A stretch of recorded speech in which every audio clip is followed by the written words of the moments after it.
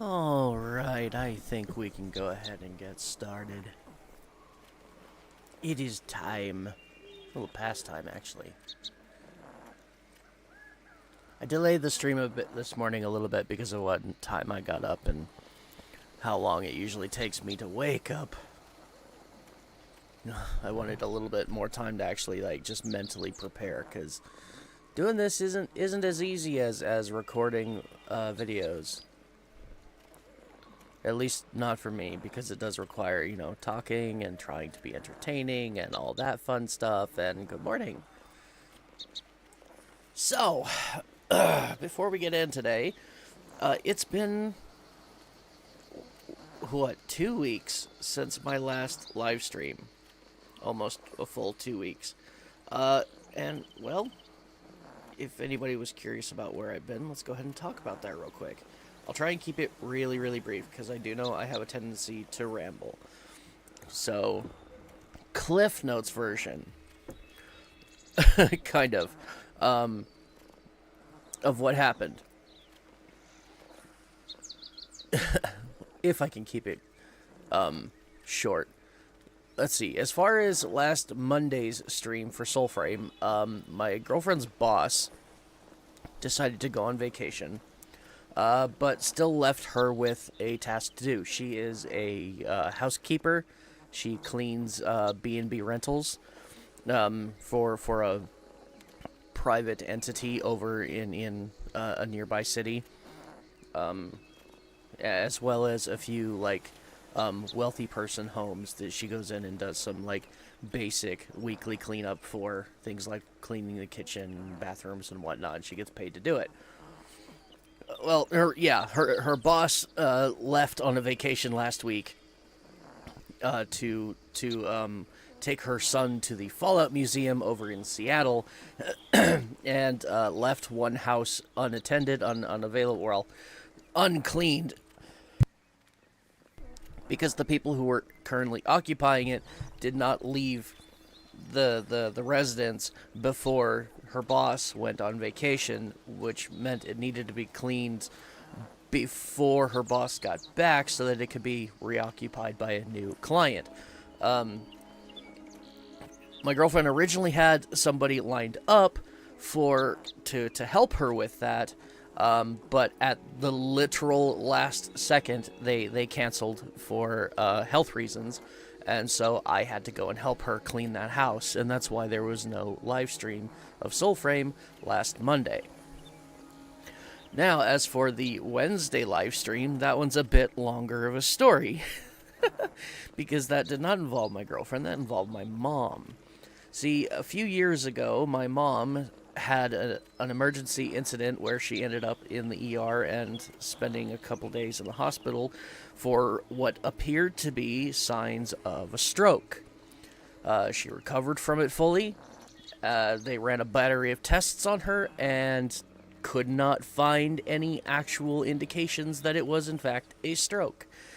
So we don't know what the hell it was. Well, not this last Saturday, but the Saturday prior to last week, or actually it was a Friday, my mom was feeling under the weather and not very good, and she called my older brother, who is her medical proxy, and according to him, she sounded like she was listing and slurring her speech, and he got concerned, so he told her she needs to go to the hospital. So he sent his wife to go pick her up because my mother cannot drive, took her to the hospital. She got a couple tests done, and the doctor said, well, we need to keep you for observation. So she stayed overnight in the hospital. They did a few tests. They found nothing. She came home Saturday, not a problem. Then I get a call Tuesday afternoon after the whole thing with my girlfriend and the extra house. The very next day, I get a call from my mom saying that she got a call from her doctor saying they wanted to go ahead and see her for an immediate follow-up to her hospital visit, and it had to take place Wednesday morning at 9:30. I start streaming typically on Wednesdays at 9 a.m. So I figured, okay, I'll just postpone it. It won't be a big deal. Problem is I have very limited time to actually stream.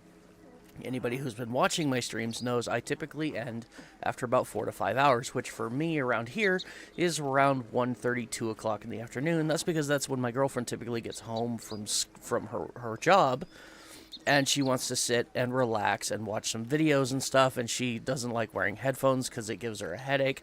So I try to end the stream around that time so that she can kind of relax and have a relaxing afternoon, and she doesn't have to worry about staying quiet and causing herself more discomfort to try and be polite and not make a bunch of noise while I'm streaming.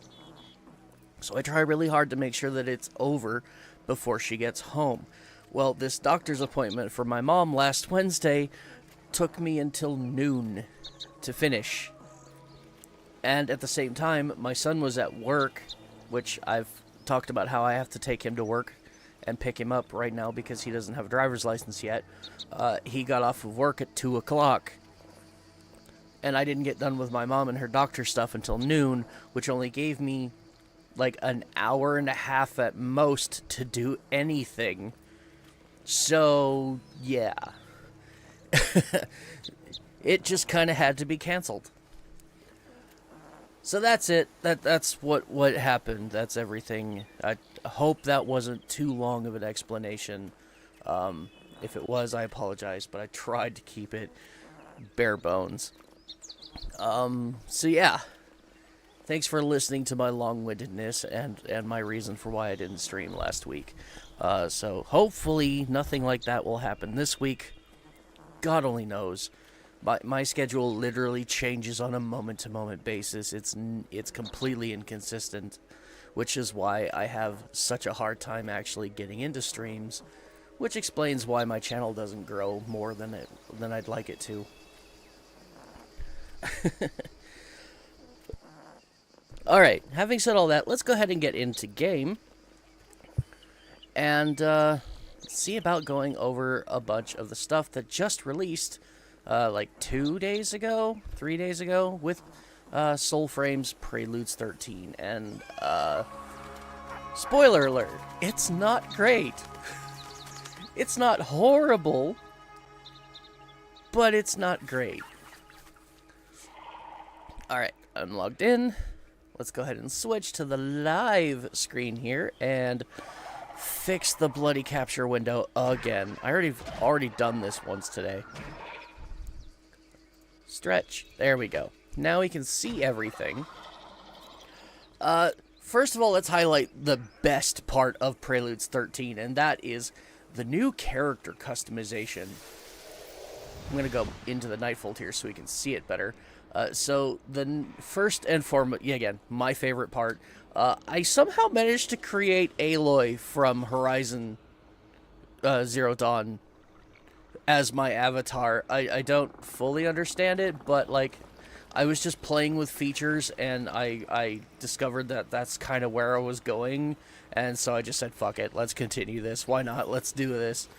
So, it's not an exact one-to-one. But it's pretty close. Probably one of my favorite features is I can now click and rotate my character. I don't know if I could do that before, but I have tried this in the past, and it has not worked. But now I can do this. Not just in this menu, but in my other, my arsenal, effectively, I can do that too. So this is where you come to change your appearance. You now have these 3 different things sitting here, instead of just a bunch of stuff for your Vistitch armor, which is normally what that would look like. You can also now color change your pact, which is really cool. And so this is my current color setup for my pact. You can't transmog them yet, but give it time, I'm sure that's coming. But then you also have the ability to change your face. Your aura is showing. You have quite a few different hairstyles to choose from. Up here, there are quite a few that you have to buy premium with arcs. I bought a couple already just because I thought they were pretty cool. I'll probably end up buying all of them eventually just because gotta catch them all. You know, that kind of mentality. Like, I have to have everything. So eventually I'll probably end up buying all of these. But for now, I just bought like 1 or 2. And this one, I really like this one.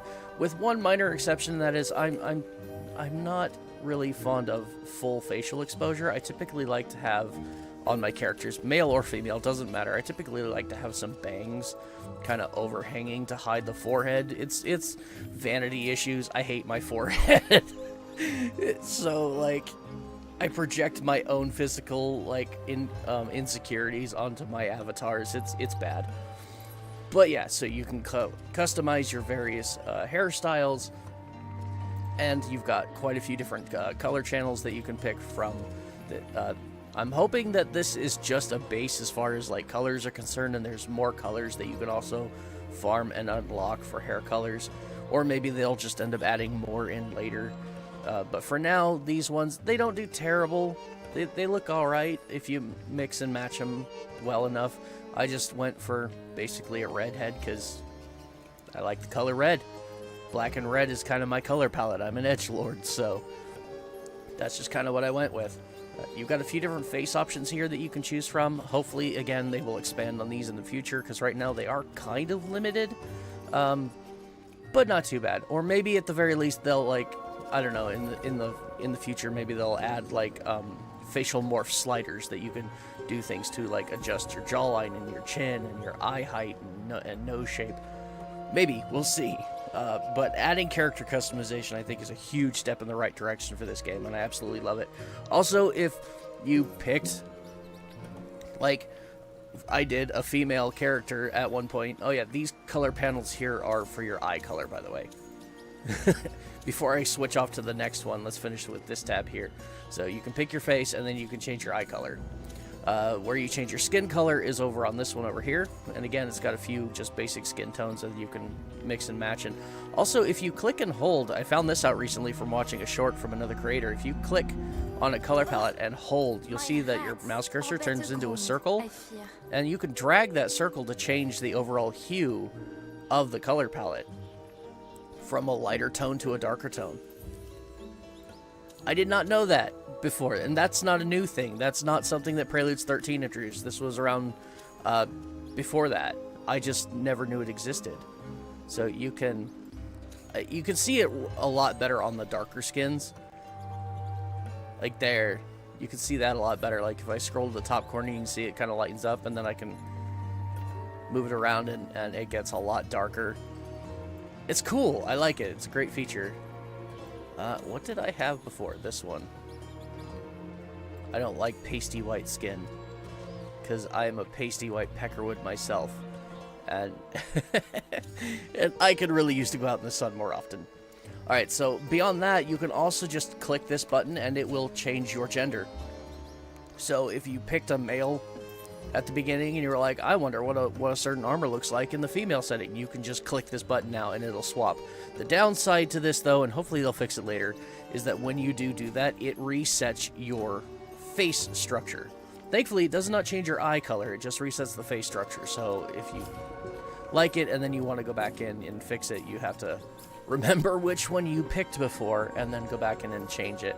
So hopefully they'll patch that in a little bit later, but overall still really pleased with this appearance setting system, and it gives me a lot of hope for future updates with character customization, which I think is one of the biggest bonuses they could have in this game. The more character customization options you have, I think the more people that will actually enjoy the game.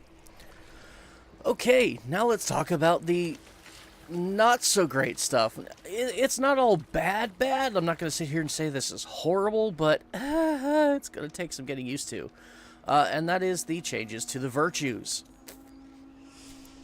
So our virtues no longer have little things, little plus minus signs over here set to set your points. Instead, it's a preset amount that you get by default, just based on your player level. And as your player level goes up, which you can see, I'm still fairly low at only rank 11. I think the max player count right now is like 20, maybe? I don't know. Sarah Lowe's Archery did a video recently about all of this, and her player level is only 19, but she said she hasn't spent a lot of time in there yet. They've added some new weapons and stuff too, so I'm assuming it's around 20, 21 now at this point. So I've still got a lot of leveling to do. But every time you rank up your character level by leveling different weapons or packs, then you'll get more points, more default points into Spirit, Grace, and Courage. And then you'll get these new things called Virtue Prisms that you can equip that will adjust the balance of your points to suit the new attunements to your armor and weapons. And the attunements is where the problem is. But first, let's talk a little bit more about prisms, because there are a few different types of prisms that you can get. There is going to be a prism that you get right at the start for whichever starter pack that you choose. It will give you a default starting prism, which I'm guessing that this was mine, because my starting pact was Siren, which was the Grace-based pact. So I'm assuming this was mine. And then these three that you see here are ones that I got for buying the Founders Pack. If you buy the Founders Pack, you will automatically get these three, depending on which fragment of the pack you get. So if you started with Tethrin, you'll get this one. Siren, you'll get this one. Oshelda, you'll get that one. And if you buy the big bundle, you'll get all three. So, and also right now, I'm attuned to Courage, so we're going to put that on there. So there's that. The other ways of acquiring these is when you can buy other packs. So like I said, I started with Siren. Well, I can still go and get base Tethrin and base Oshelda from my faction grind. Once I hit the rank I think 3? Yeah, I think 3, because I think I have them available right now at Silent Rose. I just need to farm the faction rep for it. You can go and buy those packs, and I'm assuming that when you buy that pack, it will again give you the Prism Shard accompanying it. So eventually I will have 3 shards, I'm assuming, that look like this. Now, in addition to that, in the faction rep, which, hell, let's just go and visit them and we'll show you exactly what I'm talking about with the other prism shards. There are 2 other types of prisms that you can get from faction grind. In fact, I think there's actually supposed to be 3, but I tried to get the one. Apparently, when you talk to your faction head for the first time, they're supposed to give you a prism. It's a fairly weak prism, Ancient roots from which you've grown, voicing but it's good to have one at the start. Well, I went and talked to my head at Silent Rose here shortly after Preludes 13, and it did not give me a prism. So, I don't know if it's that I have to, like, talk to them for the very first time, like, maybe, like, I'll have to actually switch factions and talk to a different faction before I can come back to Silent Rose and go ahead and get that prism. But they're supposed to give you one, which is kind of more weighted towards that faction's primary attribute. So there's 3 main factions, and each one of them is affiliated with Grace, Spirit, or Courage. I do believe Silent Rose here, are they? I can't remember. Busy, I hope. So yeah, I tried all of these dialogue options to get the prism, and it did not give it to me. So I'm assuming that means that I have to like have an intro dialogue with them, which I can only do now once I actually switch factions, or maybe I could go rerun the stag quest again and get it. I'm not 100% certain on that. We will have to look that up, and maybe we will here in the stream, because these are all questions I want answered. So you go into Where I Stand and click View Favors, and other than that one, there are 2 other prisms that you can actually buy from your faction grind. You've got this one, and okay, yeah, they're aligned with Grace. So this one gives you like really heavy weighting towards Grace. Each faction will have one of these for their aligned attribute. And then they also have these hybrid prisms that are a balance between the 3 stats. So you see the one here, this is, again, it's going to be whatever their primary thing is, and then a balance with the other 2. So this one is Grace and Spirit, and then the one down below is Grace and Courage. And once you hit rank 4 with your faction, you can go ahead and buy these. It's getting to that rank 4 that's going to be the problem, because grinding faction rep is really hard. And yeah, see, I have Tethrin and Oshelda here that I can buy now at rank 3. So I'm hoping that those base packed prisms will be unlocked once I buy one of these. Maybe we'll test that today. I have, as you saw, 0 points, so getting 12,000 might take some time, but maybe that's what I'll kind of focus on today. So we'll get enough that I can get one of these, probably Oshelda, because I've already started leveling Wild Oshelda, and so having that combo together would be really nice. Because again, if you're a founder and you have the base packed and the founders packed, they both share the same attribute points when you put like specialties in your pact. So Oshelda and Wild Oshelda share the same points pool, so by leveling both of them to 30, it gives you significantly more points in that pact, which is something I see them doing a lot of in the future. They did also rework pacts, so we'll talk about that a little bit here in just a bit too. So yeah, this is where you come to get the other prisms that I am currently aware of. As far as I know, they're probably going to be adding more later, but the end game goal at this point is to get in here and actually buy specifically your hybrid packs, because hybrid builds is where it's at now. And I am absolutely nowhere even close to being able to unlock a hybrid build. So with that, talking about hybrid builds and stuff, let's now go ahead and take a look at the other changes that they've made to attunement for both your armor and your weapons. Because that's a very important thing, and unfortunately only one of these you can actually change it. So weapons now have a virtue attunement and a virtue requirement attached to them. Like this one here. So you can see in the stats of the Verdigris weapon, it says You've got rank 21, art short blade, damage is sharp, virtue requirement 9 of 15, meaning I need to have a grace attunement of at least 15 to get the full potential out of this weapon. Now I can still use it without that, but the damage is going to be significantly less than if I was to actually use it on an attunement that was focused more towards grace. But you'll also see 2 moons in there under attunement. So this weapon, to get its absolute maximum damage potential, wants me to have a full attunement that is hybridized between grace and spirit. Why? The problem here, it's not that it's a bad system per se, because giving those attunements and making sure that, like, giving them bonus stats, bonus damage based on the attunement, that's not the problem.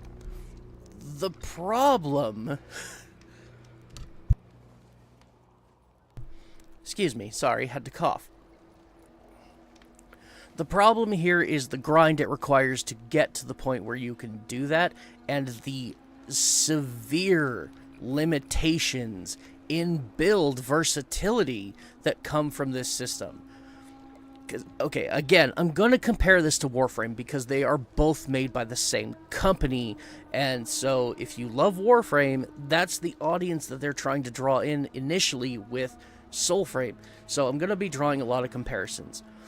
One of the strongest pieces, one of the strongest attributes of Warframe that keeps people coming back is the sheer amount of build versatility. The ability to run literally any Warframe with any weapon combination, and you can put any different combination of mods to suit your playstyle at a whim. There are no limitations at all put on build versatility in Warframe, and that is one of its key selling points. You have a favorite Warframe you want to play? Great. You have a favorite weapon you want to play? Cool. Put them together and go to town and have fun. You want to customize your build for maximum speed?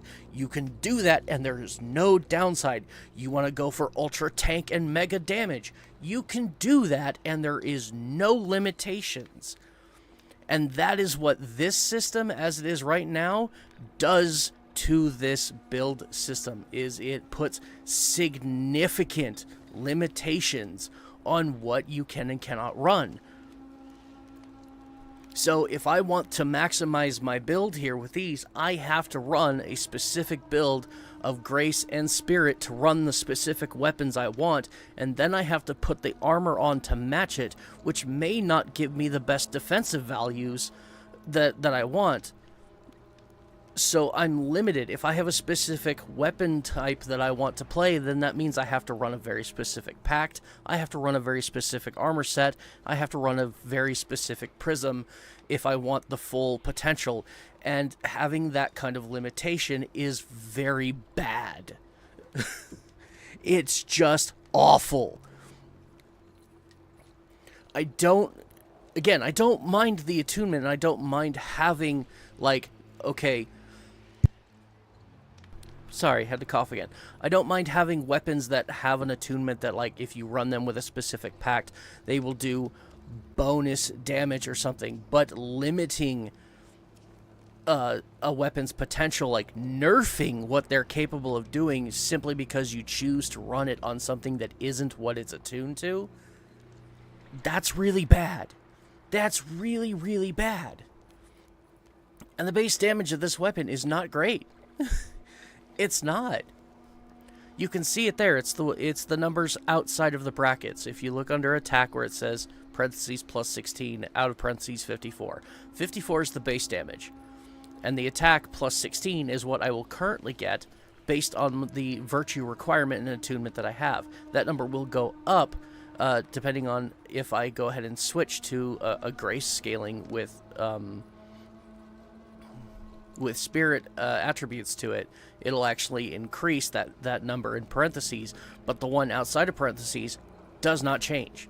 It's the same, always. Now, I do think that number will go up with my rank, because this is only a rank 21 weapon. So I think it'll go up a little bit more as I hit it to max rank. But once this gets to 30, here's another good example. Estelle, this one's at max. So that attack 57, that's never going to change.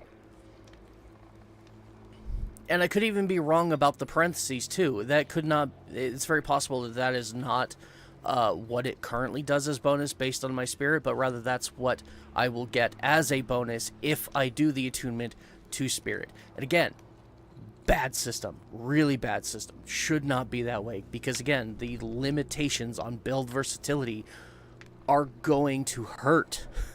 They're going to hurt a lot, and especially new players, because to get those hybrid prisms that you really want so that you can maximize your damage potential for various weapons are so far behind. They're locked so far behind a reputation grind. It's going to take weeks or even months to get them. It really depends on how much time you have to play. Me, this stream, this is it. This is all I have. The 4 hours that we're going to be here today is all the time I have this week to play this game. Which is why I'm so far behind. And so for players in my same position, maybe they've got another full-time job outside of work or outside of the home that takes away their time, and they've only got like maybe an hour a day to play and like a dozen different options. Why would I pick Soulframe to sit down and relax with so much grind ahead of me and so much just hardship until I actually finally get those things? Because let's face it, you're a squishy like melon. Like there's you are a weak-ass bitch in this game until you actually get the grind up and you get some armors unlocked and you actually level up some weapons. You're gonna die a lot. It feels a lot like the comparisons I've seen where basically Soulframe is a live-action Dark Souls game. It's pretty accurate. You're gonna die a lot. And for someone who's looking to just simply relax for a couple of hours and do something fun, they're not going to want to spend that time grinding in a live service like this when they could go play something that like maybe they've already sunk a bunch of hours into and they're not so squishy, and they can just go in and do what they actually want. They can complete their tasks pretty quickly and then just move on to the next thing. Again, this is another one of those issues that I like to talk about where it's going to hurt player retention. It really is, especially new player retention. And I say this from a spot of I want this game to succeed because I enjoy it. I love what DE puts out. I love DE as a company because they have shown time and time again that the players are more important to them than anything else, which you don't see with a lot of AAA companies these days, and DE is a AAA company. Let's get that straight. They're a AAA company. They make enough money every year that they can throw a full con and now a concert. They are a AAA company. They are making AAA money off of these games, and they are the only AAA company that I have ever seen that actually puts the players first. They actually listen to the feedback. They play their own game and they adjust things, which is why I have high hopes for this game in the future. But because they actually listen to their community, and they do what is best for their game based on community feedback. And it's reasons like that why I am proud to be a Soulframe founder. I threw $100 at this game because I love the way that Digital Extremes treats their community. It is, without a doubt, the best of all the AAA companies. So yeah, me being a founder, me throwing money at it because I love this game, I want to see it succeed. This is why I am critical about things when I feel like they're doing it wrong, and why I point it out in the hopes that they will see this and fix it, do something about it. Sadly, my voice is very small, and the likelihood of them seeing this is pretty much nil. But I'm going to do it anyways, because the more voices that speak up about it, the more likely it is to get changed. So, like, yeah, again, like I said at the beginning, it's not all bad, and in some ways it's good, because the damage potential with the prism alignment, I like the prisms. I think they're an okay system. I think that the faction grind for them should be a little bit less. Maybe put them at a lower tier. Like, maybe put the two prisms that they sell in there. There was one that's a more extreme version of the wild, which is heavily focused on one element. So maybe put those at like tier 2, and then put the hybrids at tier 3, because that grind was a bitch. But I think that would be like fair. But having both of them locked behind tier 4, that's gonna take a lot of work. And it's going to be a lot more work than I really think that a lot of new players are going to actually look at that and go, huh, yeah, that looks like a good use of my time. They're not. They're just not. They're going to look at that and go, nope, fuck this shit. I'm going to go play something more fun. They are. I'm sorry. That's what's going to happen. There is a reason why only 40% of players in Warframe over the years have played for 2 hours. For more than 2 hours. Most of them can't even play for 2 hours because up until recently, and I will put that caveat in there, recently, the new game for Warframe right now is phenomenal and it is better than it has ever been. There's still room for improvement, but it's still the best it's ever been, and it's fantastic in its current state. But that hasn't always been the case. That new player experience is vital to the survivability of the game itself. If 60% of your player base pops in and can't even play the game for 2 hours before they're leaving and going, fuck this, I'm out, that's a problem. That's a problem that needs to be addressed, like, right now. And you don't even need to take my word for it. There are so many examples of that very thing. One very recently. Anybody heard the name Highguard? Look at how bad that game is suffering simply because their new player experience is not new player conducive. And as much as the tryhards want to sit there and say, oh, well, just get good, just give it more time, you need to understand that the vast majority of gamers, the vast majority of gamers are casual gamers. Yes, you can have a casual gamer who enjoys things like Dark Souls. I'm one of them. I like it. I think Dark Souls is fun. I suck at Dark Souls. I'm absolutely terrible at Dark Souls. But I like Dark Souls. But I'm a casual gamer. More often than not, I like the games that I can walk in and put in some effort and become an overpowered god of death destruction machine in just a matter of a few hours.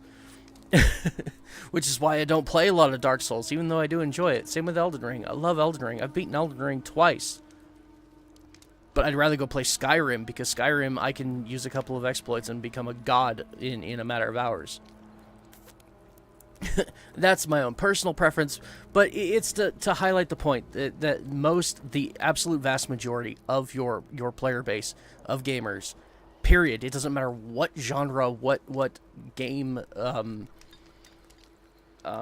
game genre, doesn't matter what game type you're talking about, RPGs, first-person shooters, doesn't matter, the vast majority of gamers are casual, and casual meaning they don't have hundreds of hours or thousands of hours that they can sit and dedicate, like a lot of streamers do, to just playing a game until they get good. The most they have is like an hour and a half a day to come home from work, grab some dinner, unwind for a bit before they have to go to bed and start their monotonous cycle of slaving away for the man all over again. They just want that little bit of time to rest and relax and do something for fun. And having to grind through the slog right now in Soulframe that is faction rep grinding is going to turn more people away than it is going to keep. So, yeah, they need to fix this. And they need to fix it fast. Maybe in a hotfix, maybe it's something they can address for Preludes 14, because I know they're already working on it. Again, overall, not horrible, but it is bad. Especially, I think Sarah pointed this out in her video too.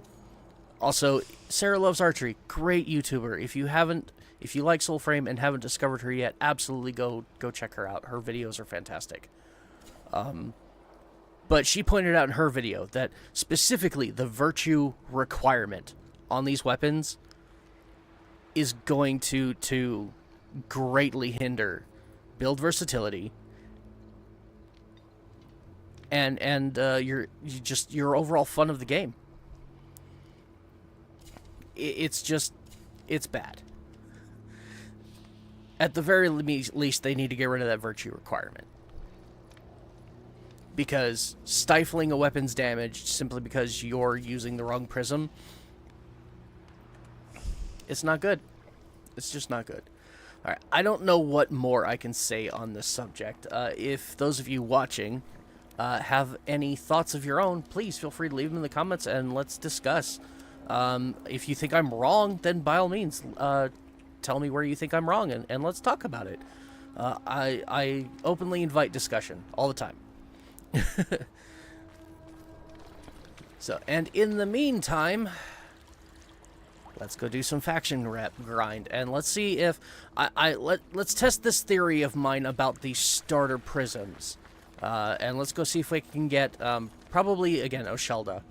So I need 12,500 points to get Oshelda, but let's go see if by getting the Oshelda Pact, I will also get the Great. Is it Grace? No, Spirit. Siren is Grace. Oshelda is Spirit. Yeah, so let's go see if I get another one of these for Spirit alignment by buying the Oshelda Pact. So for that, I need to go farm 12,500 rep. This is going to take a while, so I hope you're in for the long run. Oh, and I didn't realize I was still in here. I got so far off on a tangent. And I will probably be clipping that and putting that as a YouTube video on my channel, so if you want to go through that again.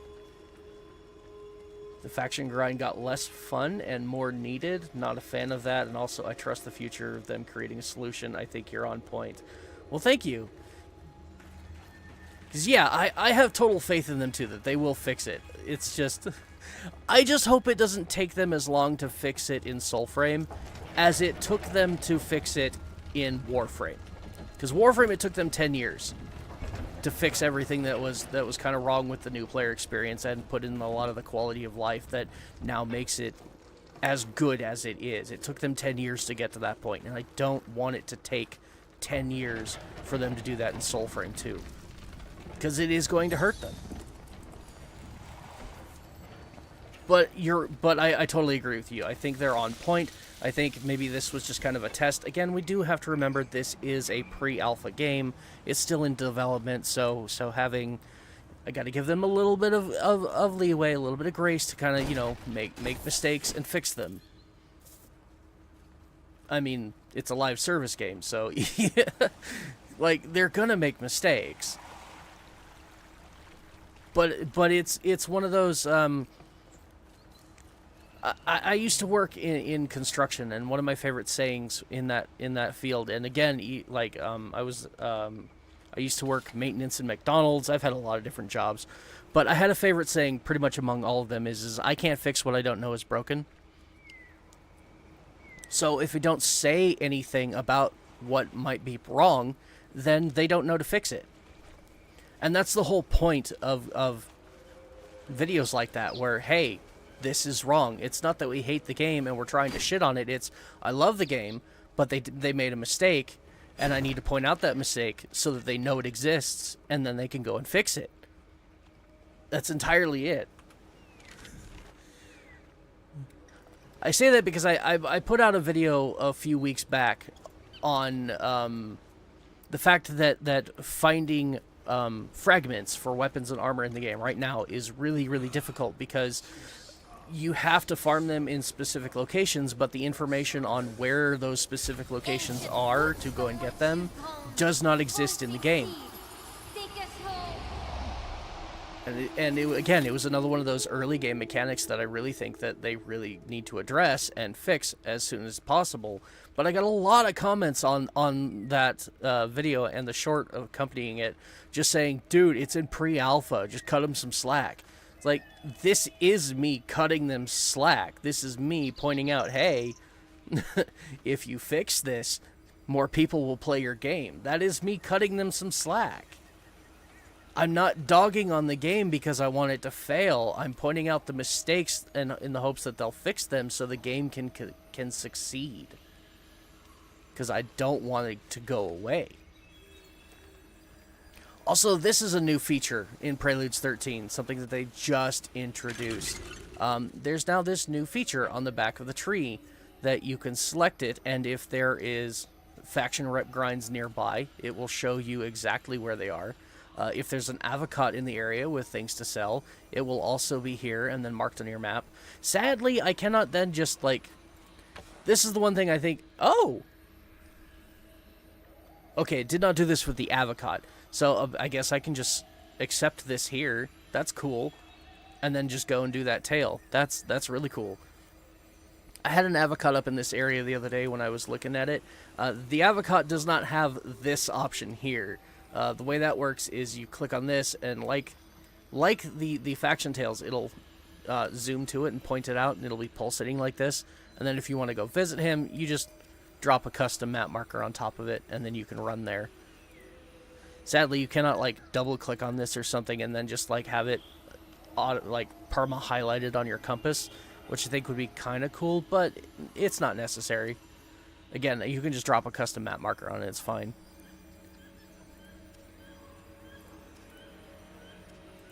So, let's go ahead and accept that tail. Oh, man, it's going to take me underground. But I like this. I also still need to make a short explaining the fast travel system. My current gripe is with the virtues being locked by the faction. Yeah, exactly. Grind being one thing, but... Okay.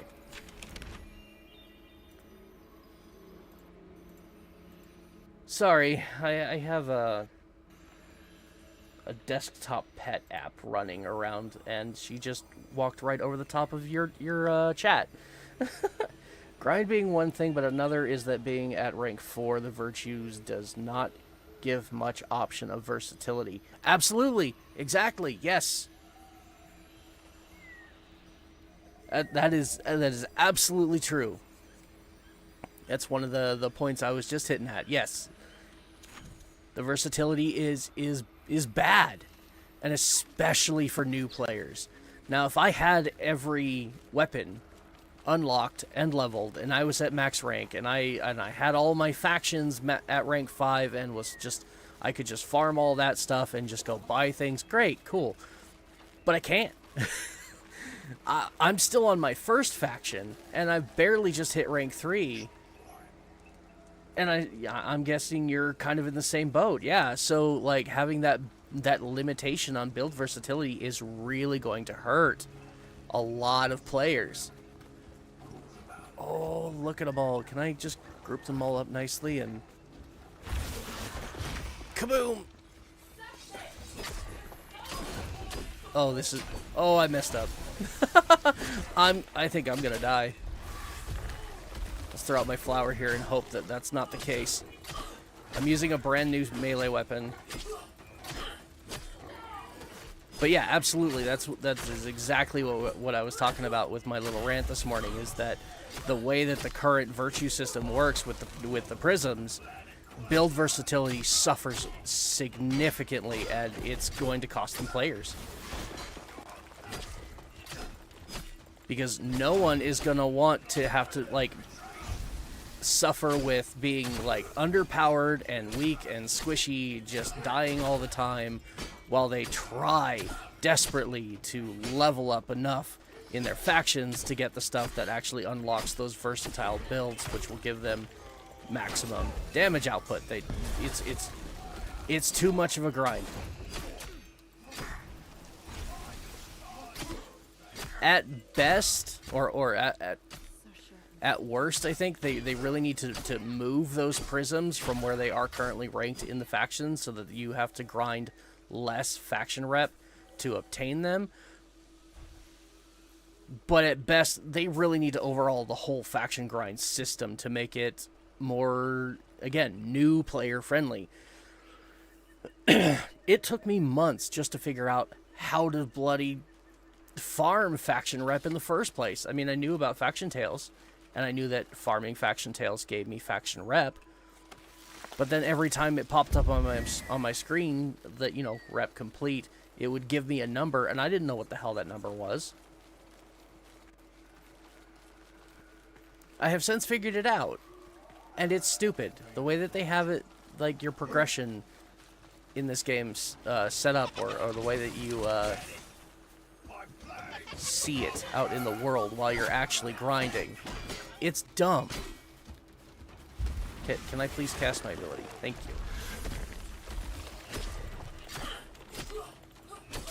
you. You stay busy. You play with my birds. Stay busy. Oh, my damage is so bad. I'm using an unraked sword. That's my problem right now. So yeah. Build versatility is going to end up costing them a lot of players because too many people are going to walk in and look at that and go, yeah. No, I think I'd rather go play something more fun. Because the grind in this game, the early game grind in this right now is just not fun. Especially not for casual players. There we go. Got my scroll. I'm pretty sure I've still got an enemy to kill. Yep, there you are. Goodbye.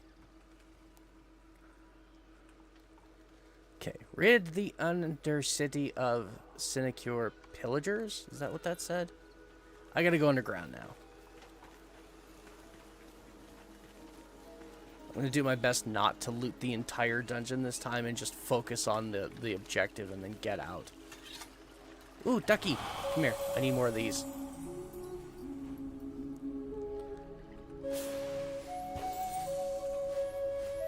Ah, that was terrible. I am really bad at this system. Oh my god. I'm not... Do I still have a screen delay? There, I got it. Jeez, that took way too much effort.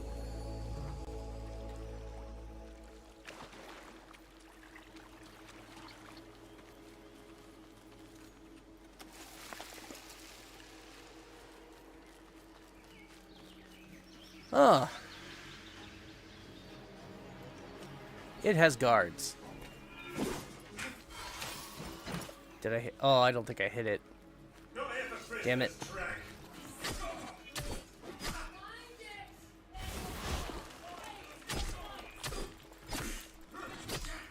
Oh my god, my damage is so bad. If it wasn't for my pact, I would be screwed. Hell, I might still be screwed because my damage is so bad. Ooh, smite. Thank you. Get wrecked. There we go. Ouch.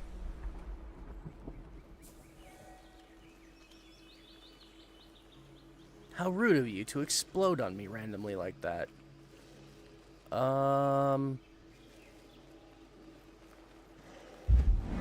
Weird.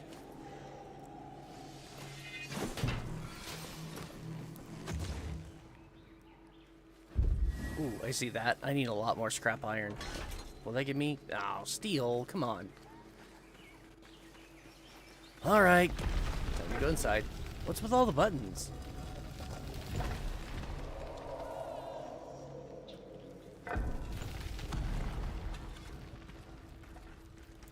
Alright, so yeah, just to reiterate for anybody who is new to the stream, what we're doing right now is we are running an experiment.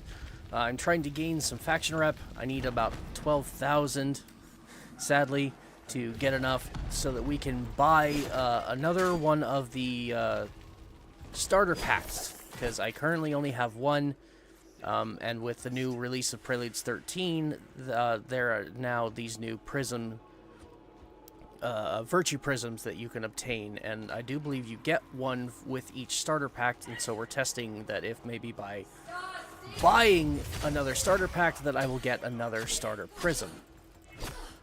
So that is the goal here. So we are faction rep grinding. I gotta do it anyways, so yeah.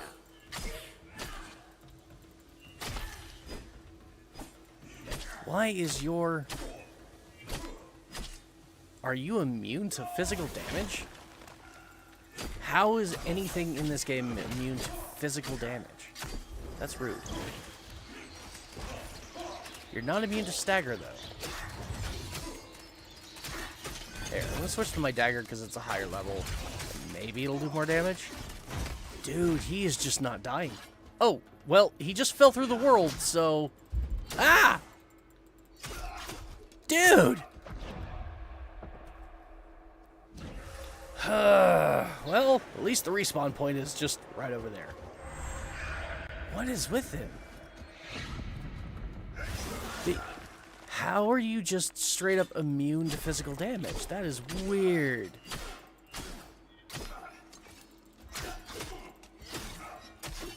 Oh, okay.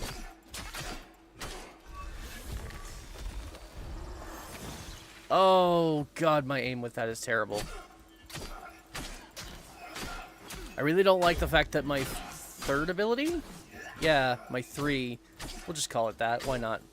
Warframe lingo. It fits. It's line of sight requirement. Like, or it's targeted. I have to put my targeting reticle on the dude to actually fire it off. Why are you taking so much work to die? With 2 attunements needs the virtue requirement decreased. Some of them currently are too damn high. Absolutely. Yes. You're absolutely right.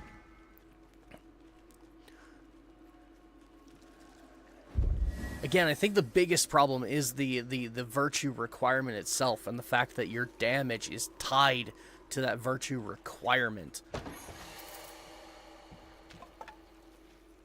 But you're absolutely right. The requirement definitely needs to be decreased or just straight up removed. Like, it's having a requirement on there in the first place is just bad because again, it limits your versatility. If I want to run a full tank build but use a bow, congratulations. No, you can't.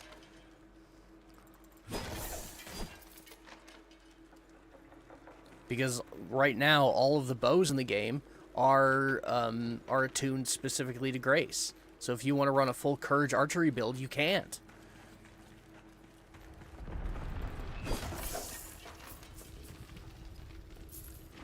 Unless you want to, unless you want your damage, significantly stifled. Not to mention your armor requirements.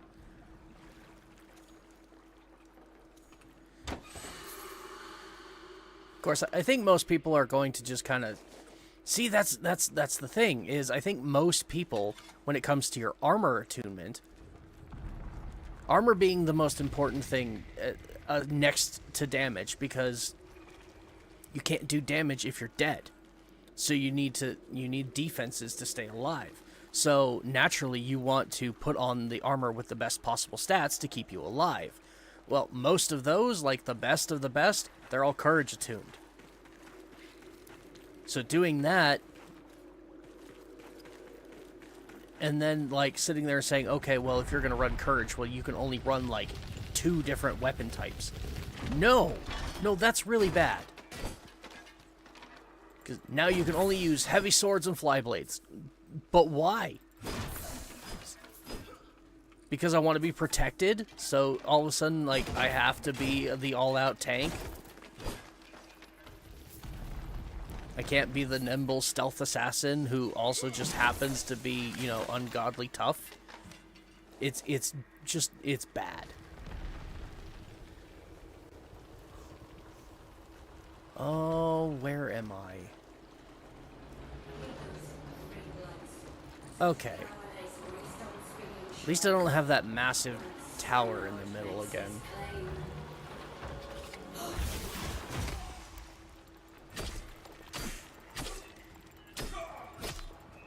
So yeah, hopefully they will address this, and at the very least they will make some serious adjustments to it. But by Preludes 14, I have every confidence that they will take the feedback of their community to heart, and they will make adjustments so that it's more fair and balanced. Just got to give them a little bit of time. But yeah, right now, as it is absolutely bad. Just awful. Why? Okay. Seriously? See, I don't like that option either. I don't know if you just saw that, but this guy was completely immune to damage until I smited him. And if that's going to be something that is a feature in the game as well, this one's been persistent. It's been around since I started playing. Or maybe the whole damage mitigation thing is new, but like the smite system has been around since the beginning.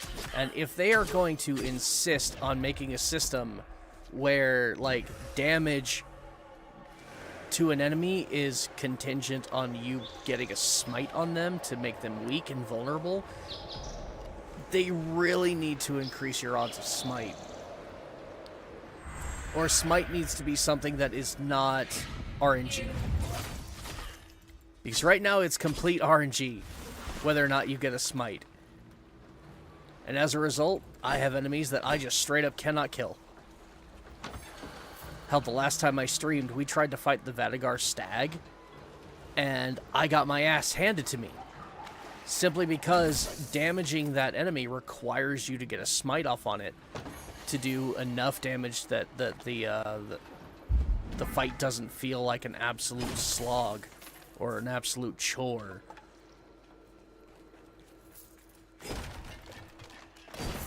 So, like, I'm not opposed to the system of, like, having, you know, the damage mitigation. It's more or less damage attunement. Attenuation. That's the word I'm looking for. I'm not opposed to having that whole, you know, you've got significantly lower damage unless you smite. But if that's going to be the case, then they drastically need to increase your odds of getting a smite. In some way. At times it can be iffy. Yeah. Like, look at this. Okay, this is a bad example. Because right now I can see their health bar. You know that the attenuation's on, whether if their little health bar up there has suddenly like that gray X that the last couple of... Hey! Pact upgrade. Nice.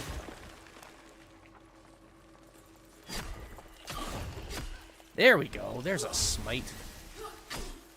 Yeah, I like the smiting. I think it's a cool thing.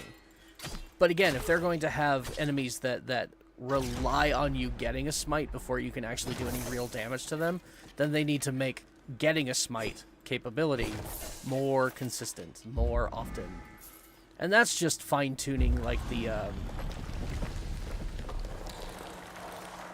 oh, what am I trying to say?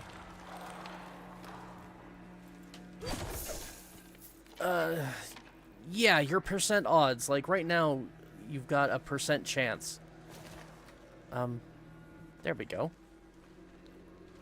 So, yeah, they just need to up the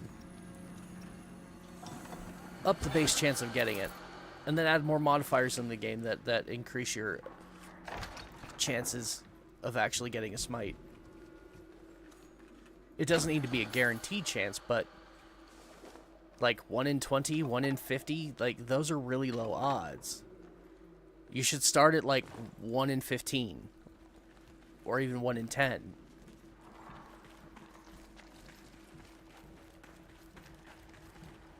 Wow, it is dark in here. Okay, where the hell is my target? Yoo-hoo. Mr. Bad Guy. I need to stop breaking boxes. I spend way too much time breaking boxes. But that's where all the loot is, and I'm a loot whore. I don't deny it. One bit. I'm a loot whore. I'm obsessed with collecting as much loot as I can. Even if I literally have everything in the game, I still want more.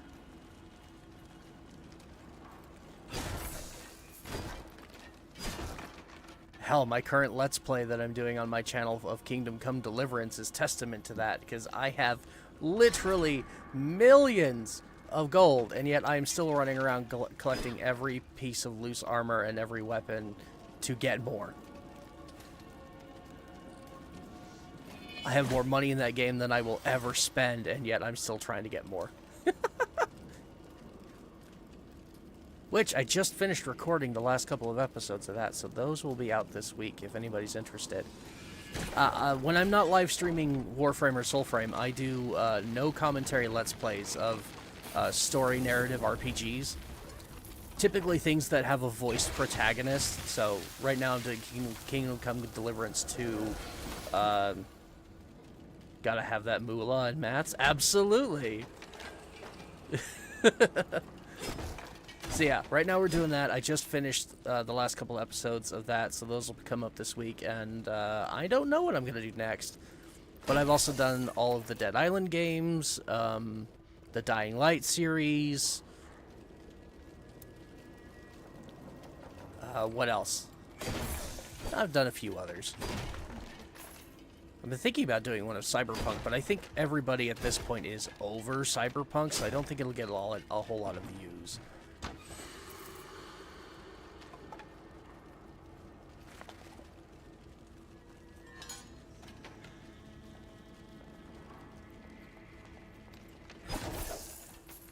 Some barrels hiding in there. Come on.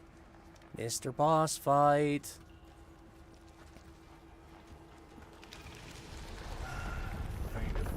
Oh, good. Let's go ahead and make sure that's active. We who are about to die salute you. And die I did almost. Oh, shit. Come on. Yeah, so this. He's got the big X in his health bar over his head. That means, although I'm doing damage to him, it's significantly less than it could be. And the only way to fix that is to get a smite off on him. In the meantime, staggers are good.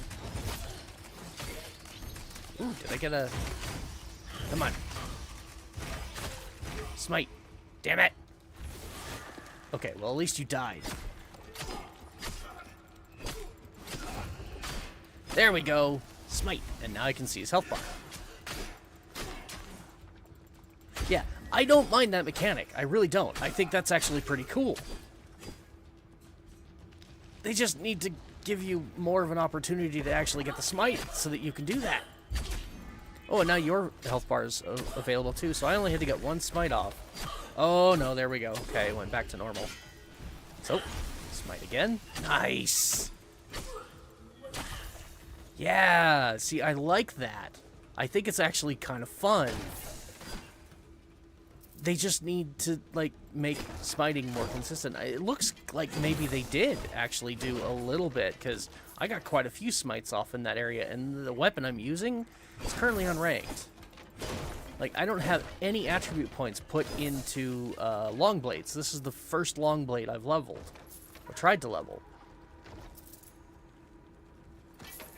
So maybe they did attune it just a little bit. I'll have to go back over the patch notes and see. Because those definitely felt a little bit more consistent. I got 3 off in that one fight. And that's good. That's really good.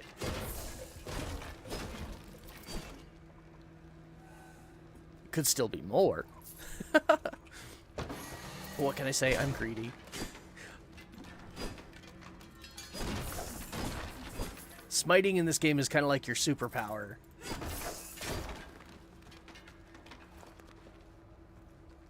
Because it does massive damage. And I love it. I think it's great. Yeah. Okay, stop smashing barrels and boxes. Yes, I know, that's where I get a lot of drops from, but that's not why we're here. And that takes significantly more time away from what I want to be doing, which is faction grinding. Oh, I've got a puzzle to solve.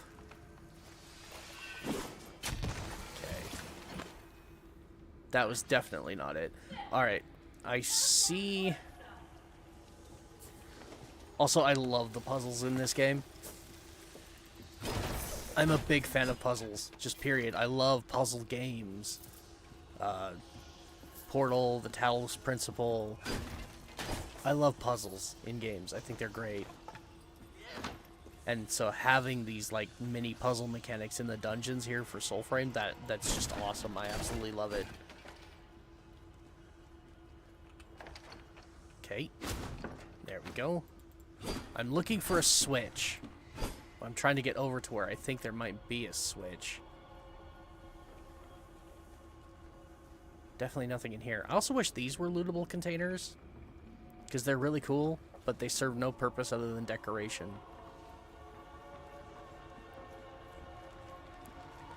Okay. I see a door here, but I don't think I want to go through this door. Is this... Oh. Maybe I didn't know. What does my birdie say? Am I going the right direction? I guess I will actually use the bird.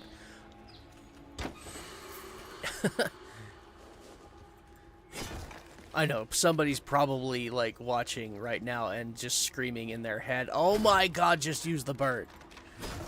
I'm sorry. Sometimes I forget the bird is even there, even though it's literally highlighted on my compass, showing me, "Hey, this way." Oh, hi! You're kind of big. Can we do something about that?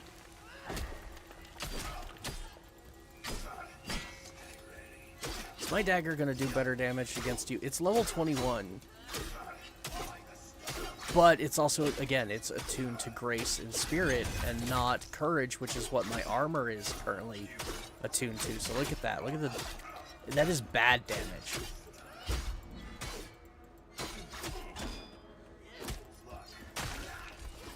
Yeah, that's just objectively bad damage. And for a weapon that's nearly max rank...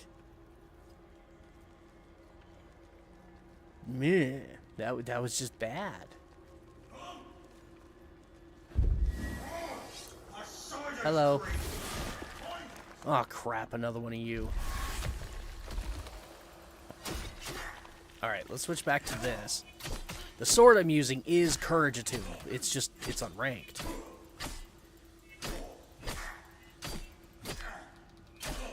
Alright. Take my birdies and build that stagger meter, please.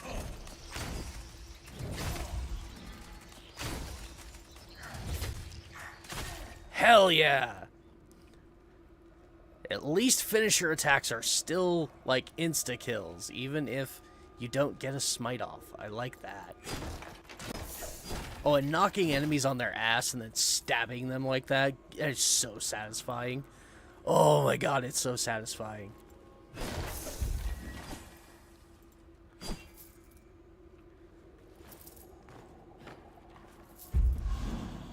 Can't break that. Still don't know exactly where I'm going. Birdie! Is that the wrong button?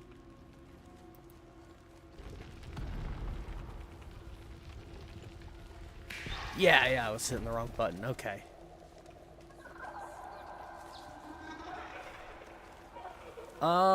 This room looks incredibly familiar. Oh, yeah, I've been in here many times. This room has a door, a secret door that I have not been able to figure out how to open. Let's do this again. Oh, yeah. Love it. Love the smite. Oh, man. Oh, hey, I got it. Cool. Bye-bye. Alright, where is this Banner Lord? I see you. Congratulations, you have eyes.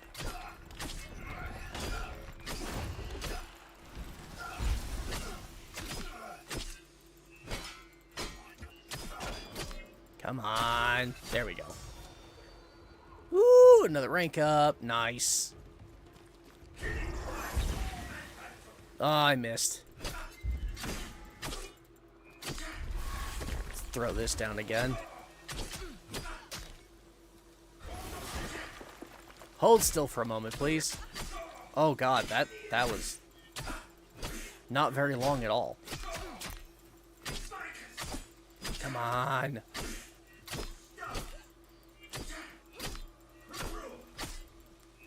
Wow, this is not good. There we go. It just did not want to give me that smite. It didn't.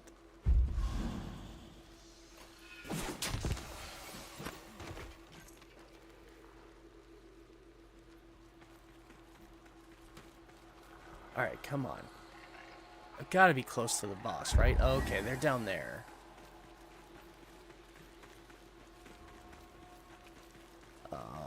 Is that... You know what? It doesn't matter. Eventually I'll come back through and do dungeons like this just purely for the loot. But right now I really need to focus on the faction grind. This is going to take way too long as it is. Last time I did a faction grind, which was the last time I streamed, I specifically avoided doing these level 3 faction tales because almost inevitably they would end up in this dungeon, which just prolongs the amount of time it takes to grind.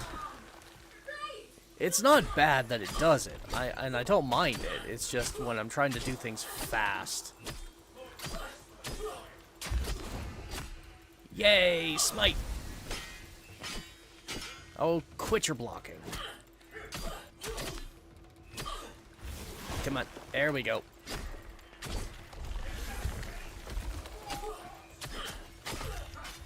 Okay, one enemy down.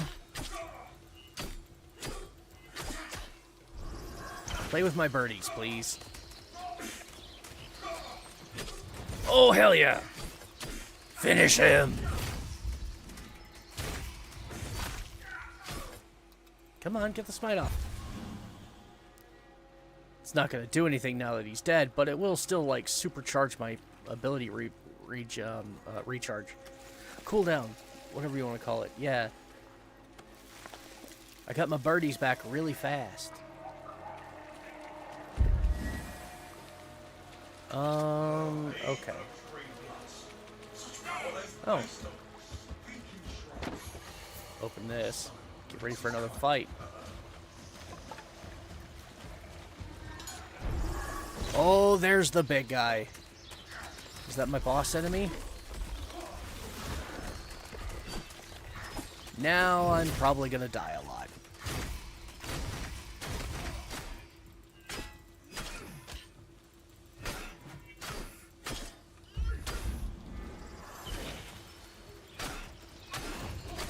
Ooh, smite him!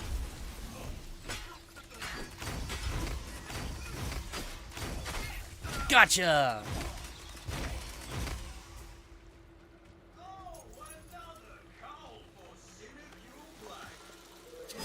Oh, sorry. I thought you were, distracted. Turns out I was the one distracted, and I forgot to heal. Whoopsie. Oh, I see you.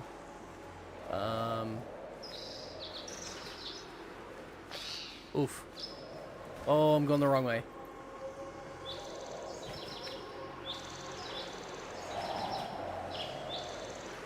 The time to do this is quite generous, but it's not infinite. Oh, and that's really far away. There we go.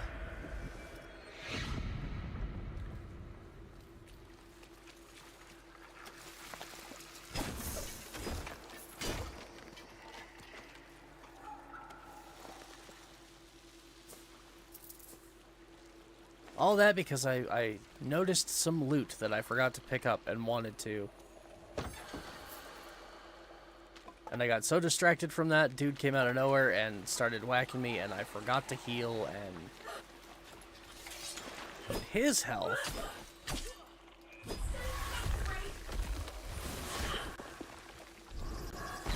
Can these now combine? Or are they still not? Yeah, okay.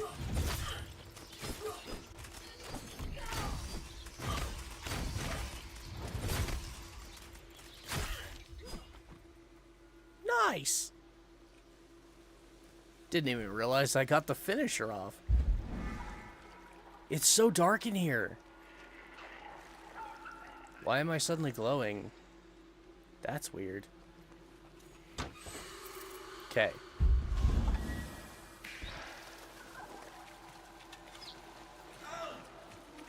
Wait. Where'd you go? That's what I thought.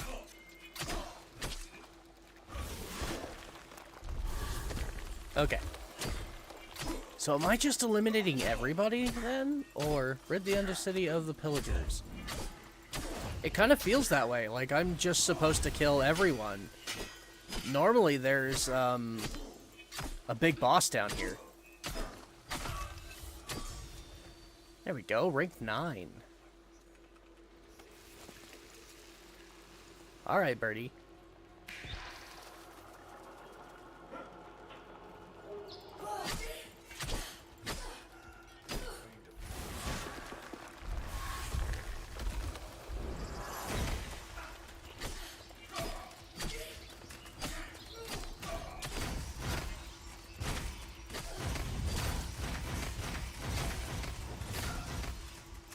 Oh, nice.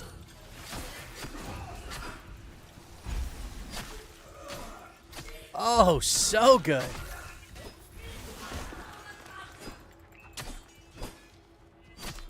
Got that smite off at just the right time. That was a fun fight. All right. Next. Where am I going? God, I love the art design of these dungeons. The architecture, it feels medieval, and I love it. I love medieval architecture and art style. It's awesome. There we go. I missed something. Let's pick that up. Figure out where I'm going next. No, you did not just tell me to go back the other direction. What did we even come here for then? I'm going where you tell me to go. Come on.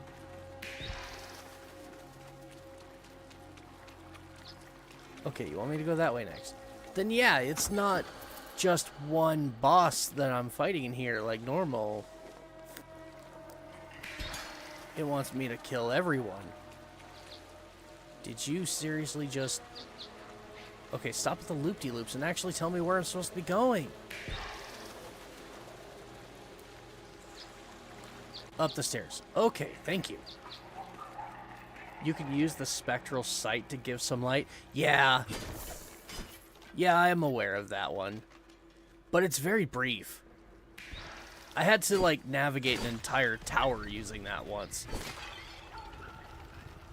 And it worked, but... Oh boy. It took a while.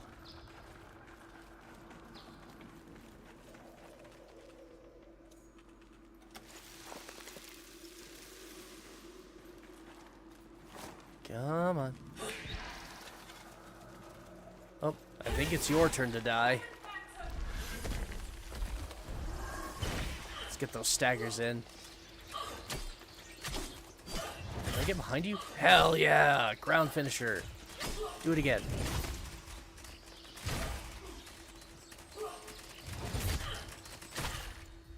Perfect! I've already been this way. Yeah, the bird is... Okay, yeah. That's convinced me. I'm just supposed to kill everyone.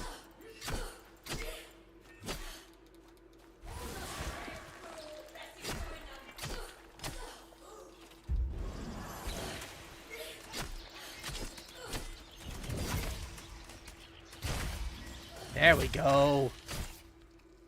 I love those staggers. Alright, yeah. Yep, it's taking me back the way I came. Oh, and it's stopping right in front of this guy. Okay, so sure, cool. Kind of wish there was just a single boss in here that I just had to go murk and then it was done. It would have made this a lot faster.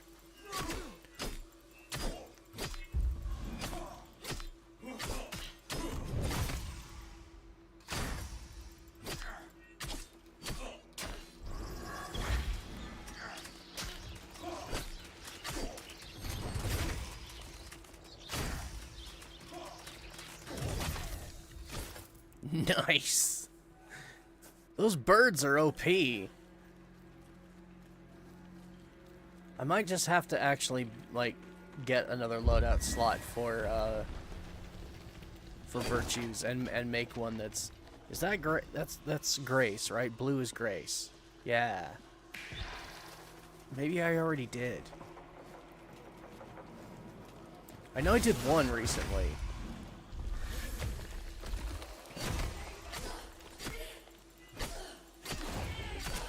Which, by the way, if you don't know, you can create loadouts with various armors and weapons and packs in the game, but you have a limited number of slots to start, and if you hit your max and want to create more loadouts, then you have to buy them with arcs, which is premium currency. It is 10 arcs per loadout.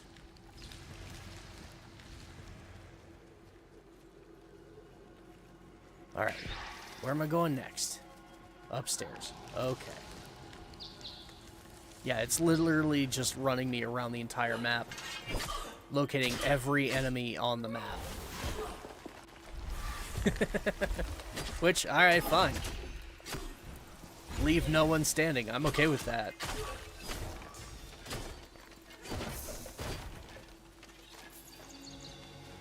Alright, there we go. Sparrowtail complete. How much did I get? I was at 0 or 30,000, so that gave me 1450. But that took an incredibly long amount of time. So I might, for the sake of time, I think I might go ahead and do what I did last time, which is I will limit myself to the 2-star tails, which, yes, will give me less, it'll give me less faction rep per tail. However, getting them completed will be significantly faster, so overall it'll actually be a benefit. Why are you stopping right there? I can't go in there, birdie. Oh. Isn't the loadout only for weapons and armor? Seems like the pact doesn't change, at least for my case. I'll have to, you know what? Let's test it. I can't give you an exact answer on that, so let's go test it. Because, yeah, it's primarily for weapons and armor. You can also, I know you can set virtues, because I've done it. But, let's test the whole pact thing. So, I have 5 currently. So, if I switch to, let's see, I'm currently Courage aligned. Let's go to, yeah, Oshelda. So there. It did switch my armor and weapons. And it switched my virtue. Pact is the same, though, because that's the one I was on with the default. But now, let's go to Wild Tethrin. And it has switched it to Tethrin. So it does apply to packs as well. It could be that you hit a bug. Or maybe it didn't previously apply to packs and now it does. That is also a possibility. That was something that they fixed in the update. But it does appear now to apply to packs. Because, yeah. I have a pack set up for each of the wild types here. And if you can see there's Oshelda again. And then I have, we switch here, and there's the Siren Pact. So, yeah. And then my Courage one, I believe I set to Garen Rude. Yeah. So, there you go. It does now, the only thing I have found so far that it does not affect is your bird. Your little guide whichever skin you pick on your guide here is not affected by loadouts. So whichever one you pick to use, that's the one it will use for all 4 loadouts, for every loadout. Oops, when I went was the upgrades in the pact. Oh. Well, yeah, I think those are permanent. Like, that is kind of like your,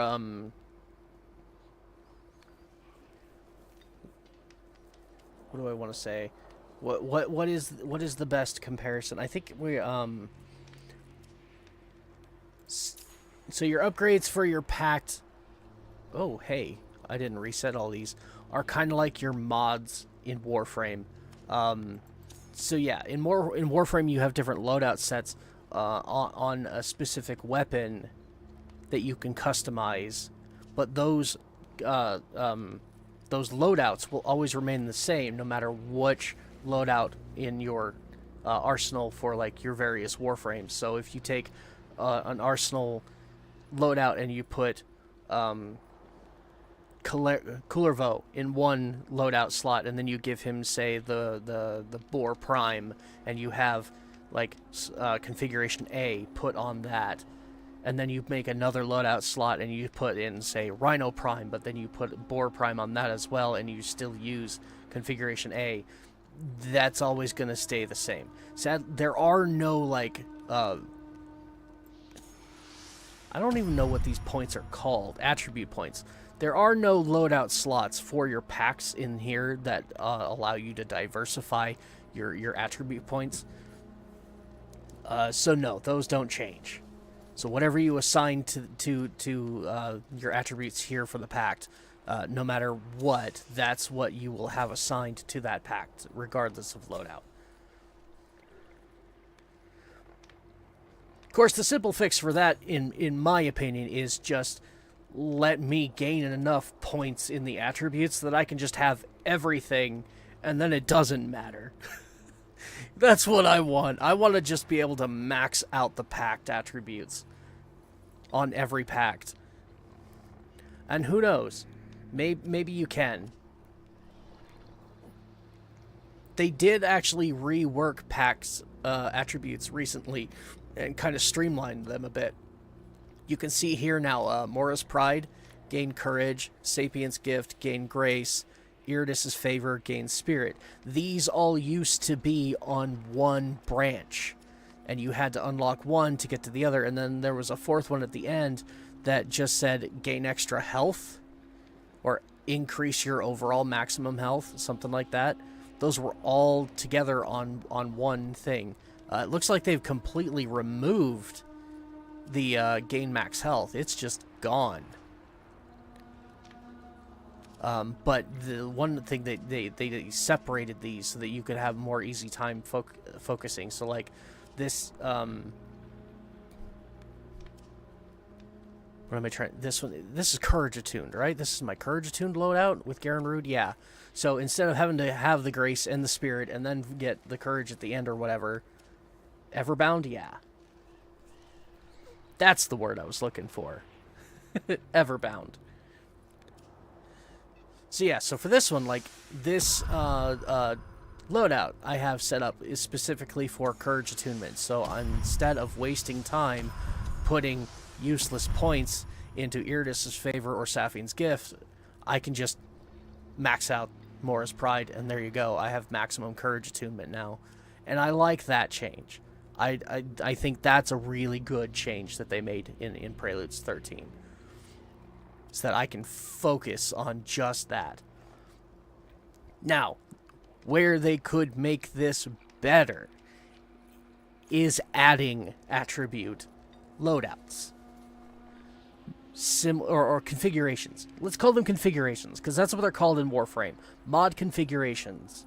You have 3 base configurations for every weapon in Warframe, and every Warframe in Warframe, so that you can diversify your mod builds to suit your own playstyle. If they added those configuration options to your pact here as well, that would be really cool. But again, alternatively, my opinion, I just want enough attribute points I could just max out the whole tree at once, and then I don't have to worry about build diversity. I don't have to worry about, you know, specializing. If I want to use Garen Rude for Grace, I gotta make one loadout, but if I want to do it again, I've got to go get another Garen Rude and focus it on Grace, and another one to focus on Spirit. Fuck all that. Just let me max out all of the attributes. It'd make it so much easier. It is possible, by the way, to own multiple copies of one pact.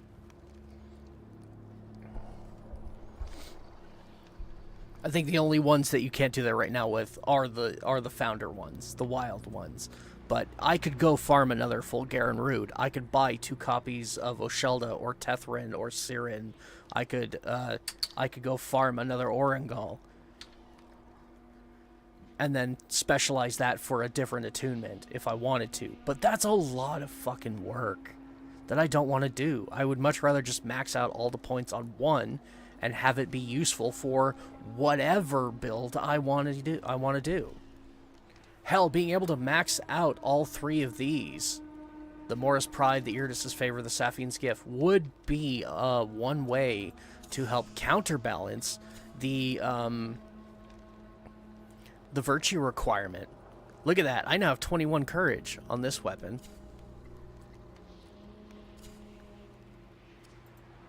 Let's go back to my default where I'm using Oshelda and take a look. This one's Grace and Spirit. So Oshelda is Spirit. So if I reset my arts here, which is a bad idea, and I take the points I have and I invest them into these ones,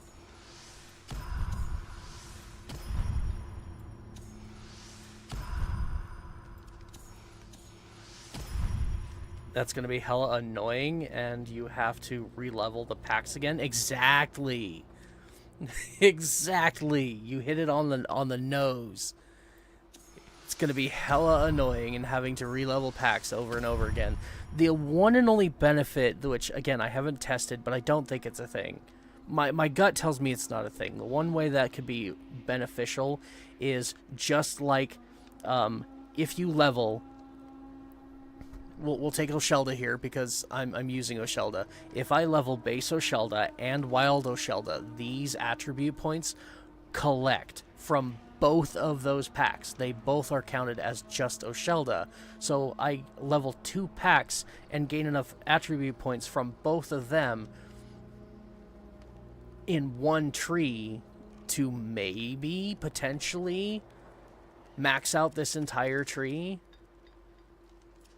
But I think that's the only way that actually works. I don't think leveling 2 different copies of, say, Garen Rude gives me more attribute points for Garen Rude. Oh, they do?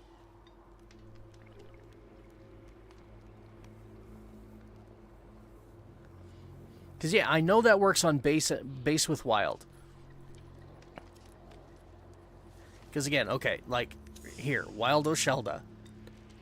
I have it at rank 26 currently. Oh, no, I can't use this example because I don't have base Oshelda. So we're going to switch to Sirin because, that was my starter pact. So, Sirin, I have maxed out, rank 30, the base pact Sirin. It's rank 30. But I've done nothing in wild Sirin. But if we come in here to upgrades, I actually put a short out about this a couple weeks ago. Go to upgrades. I have 30 points because I already leveled base Sirin. Only base and wild. Yeah. That's what my gut was telling me too. So yeah, base and wild, you level them up together, and those 2 packs add points to the exact same attribute pool because they're effectively the same pact, just one is a variant.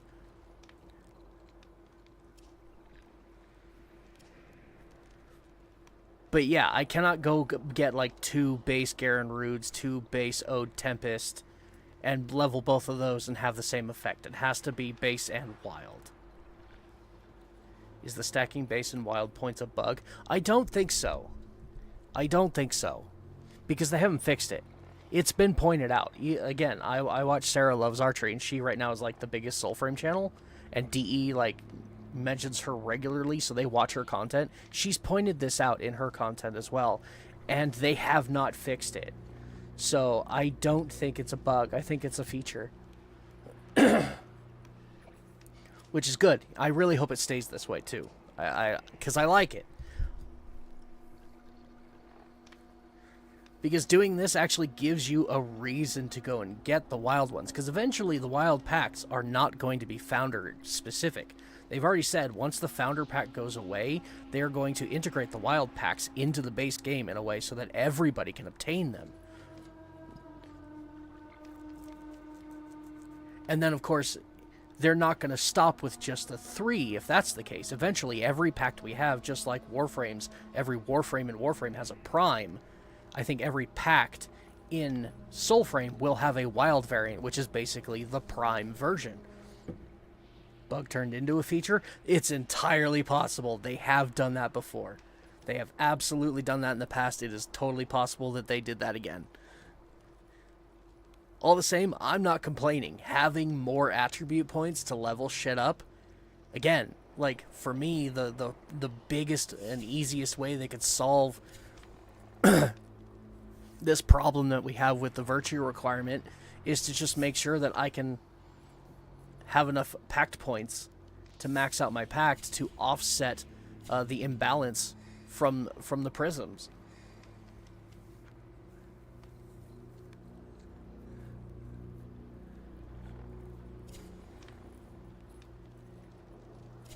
If they're going, and that's that train of thought is if they're going to insist on keeping the virtue requirement on weapons, because they've done that before too in Warframe, where people have spoken out and said, we absolutely hate this system, we do not like it, it's bad, you need to either fix it or just outright get rid of it, and instead they have doubled and tripled down on it. Does anybody remember K-Drive? I don't know about you, but I ditched that fucking thing my first possible chance. The moment I got my Arcwing, I never looked back at K-Drive again. I still have not maxed out Vent Kid Standing because I hate K-Drive. Everybody in the community hates K-Drive.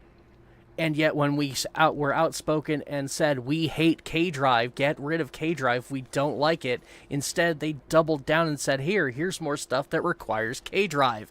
Oh, now we're going to give you a Warframe that has a built-in fucking K-Drive, and all of her powers require you to use the K-Drive for her to be useful. Ureli's launch was Ureli's in a good spot now. She's actually doing pretty good. But the way she is now is how she should have been in the beginning. And the augment on her that allows you to get off of her Marilena and just run around, that should be default. That should be like a tap hold thing. Like you tap to get onto Marilena, you hold to get off and let Marilena run around and do stuff. That should not be an augment. But I see that being a similar thing here. It's potential where they decide for themselves, well, yeah, the community really hates virtue requirements, but we really like virtue requirements, so we're going to keep it, and we'll just kind of tweak things and make it more feasible for virtue requirements to be a thing. Because they've done that before. And I would not put it past them to do it again. But right now, the biggest hindrance to the current system with, again, it's build versatility and the virtue requirements are the big whoops. Are the big problem. Because you have to attune your entire kit based around the virtue requirement of whatever weapons that you want to use. Which limits build versatility, and it's bad. But, again, one way they can offset that is give us more pact points, because every pact has this extra tree in it where it just says, here, have more points in courage, have more points in grace. So giving me the ability to just max out this tree so that I can max out all 3 of those and just give myself a shit ton of all 3 so that I can just use whatever weapons I I want and whatever pact I want, because no matter what I choose, I always have enough points in all three stats to meet that virtue requirement. That's one way they could go about fixing it.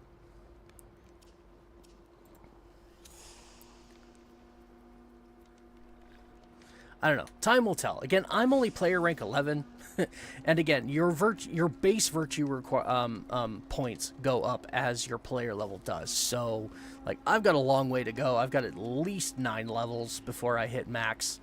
So anything is possible, and that gives them lots of time to go ahead and make changes. So, like, yeah. This is one of those, let's hope that they learn from this and just make it better in the future.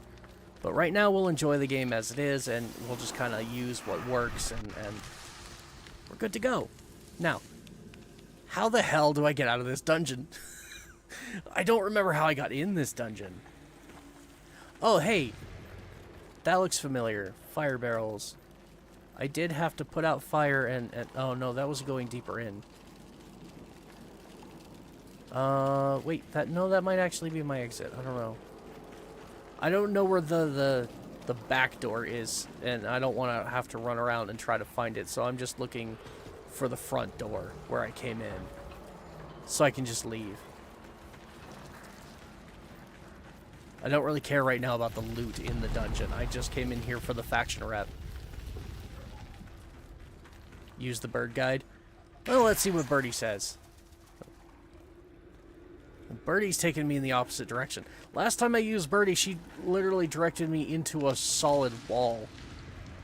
And just said, here, go this way. I do need to use the bird more often, though. I oftentimes will forget the bird exists. I think it has a lot to do with where I have it hotkeyed. Because right now it's on X on my keyboard. When normally I think it's like Q. Oh, hello. Push the button. Let me out!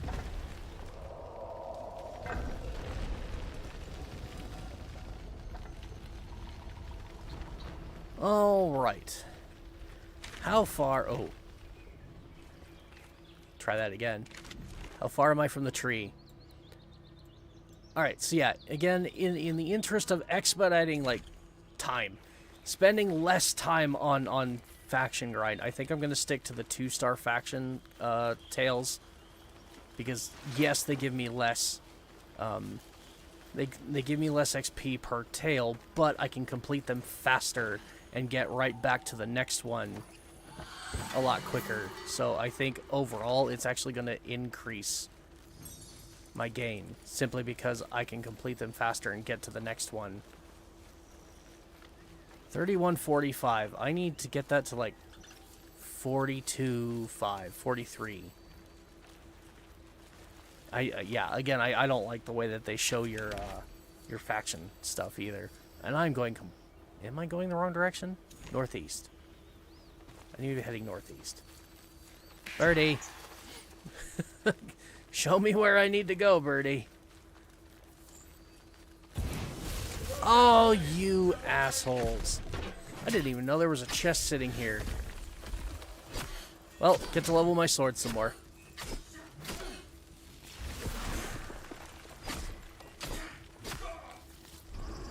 You look like the big guy, so...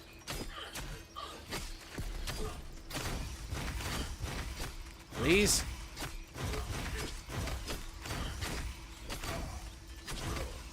Oh, come on.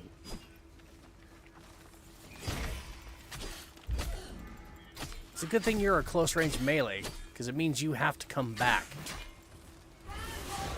Nope, everybody hold still. Let's do this one at a time. Oh, but I have to kill him to get out of this shield. Here, play with my birds. Maybe I'll get lucky and the birds will kill him? Yeah!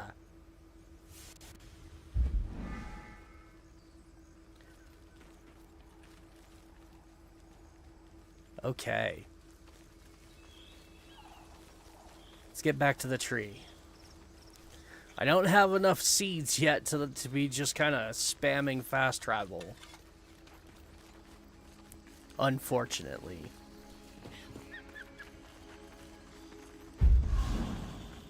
What was that? That was a weird sound.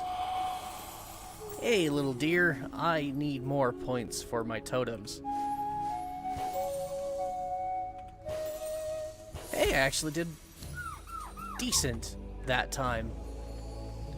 Not great, but decent. I only had to do it once. Is that the right one? Yeah, okay. So yeah, I'm gonna stick to the 2-star one so that I can complete them faster and get back to the tree and accept the next one, and just hopefully the faction grind won't be quite so time consuming.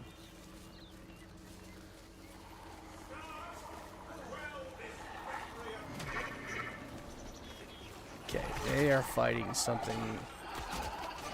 I don't know if I need to actually kill them, so I'm just going to avoid them for now to get to my objective.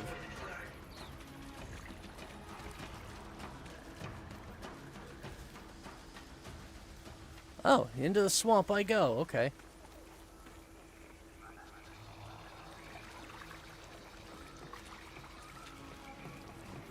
Am I getting close? Oh, you saw me.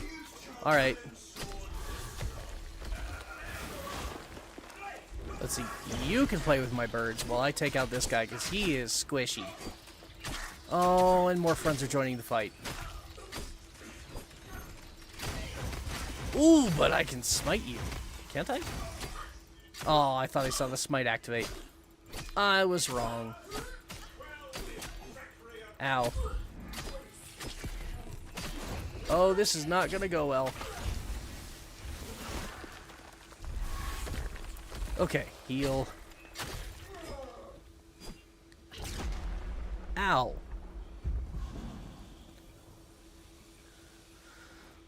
Alright, moving on. I didn't realize they were so far away. It doesn't look that far from the map.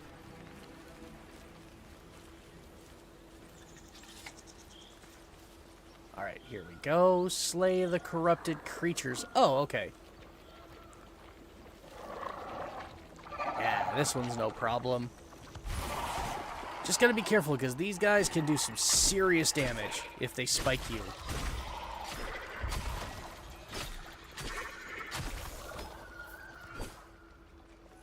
I've had these bastards one-shot me before, simply because I was hacking away and couldn't really do a lot of damage, and then they shot out those spikes and hit me, and I just got one-shot. Just absolutely insta-killed.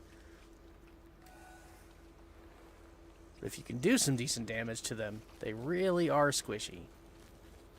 And not that hard to fight. Okay. Is it this camp? Please be this camp. I don't want to run much more. What do we got here? Fire fungus. It's not that camp. But they just saw me, so I'm going to have to fight them anyways. Oh man. Oh, it's in the village. And I haven't fully discovered the name of the village yet. Ooh, that means I have a sprite to find too. Good. We'll do that while we're here. Alright, all I really have to do is break a bunch of those. So if I can avoid everyone else, that might make this faster. Oh, did I do it? Did they die? Nah. Took some damage, but didn't die.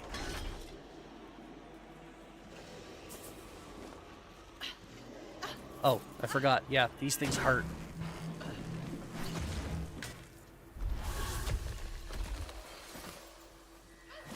Oh, don't throw the sword again.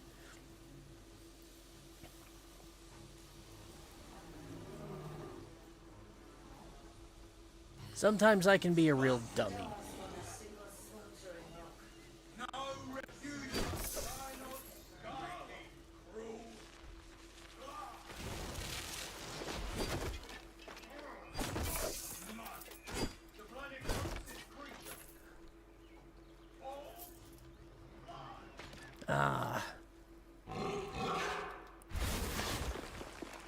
I am running out of things to talk about.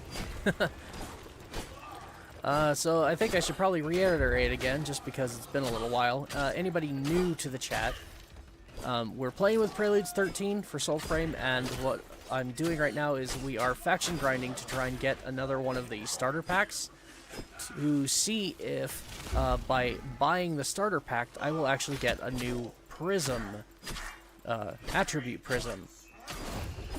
Because each of the starter packs comes with its own base attribute prism that you can collect. And so we're testing to see if by buying the pack, I will get the prism with it as well. So we need to get 12,500 faction rep so that I can go ahead and buy that. And I currently still need about 9,000 more. There we go. Is that the last one? No, that was only number 4. I did, however, get the moat, which I'm very happy about. I think the exploration in this game is probably one of my favorite features. Just running around, discovering new locations, collecting the little moats to unlock the names of the villages and unlock some lore about them. It's really fun. Oh. You're just a normal person, not a node. It still weirds me out to see regular NPCs just walking around in this game. Because you get so used to just everything wanting to kill you that when you finally discover one that doesn't, it's like, whoa, really? Something that doesn't want me dead? Okay, 32.4. Again, we need to get that up to like 43. 42.5, I believe, is the actual amount, but we'll go 43 just to be on the safe side. So yeah, I still need a little over 10,000 rep. Alright, back to the tree.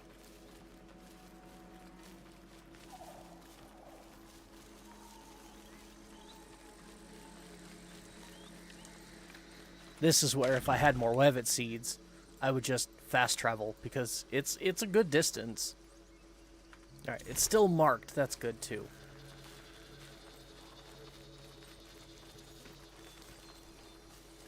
I actually don't mind the fact that fast travel in this game has a consumable attached to it. I just wish there were more ways in the game than there are right now to obtain that consumable, so that fast travel was a little bit more accessible. Because right now the only way you can do it is you have to collect Wevet seeds from a pot in your Nightfold. And you can do it every 12 hours, and it gives you between 1 and 3 Wevet seeds. And that's about it. Or you can go kill a boss called the Wazard of the Wastes, and he will drop 1 Wevet seed every time you kill him. No, I'm going to ignore them. They would be good XP, but I'm trying to focus on faction grind, so we're just going to ignore them and run back to the tree. Plenty of time to kill plenty of assholes later.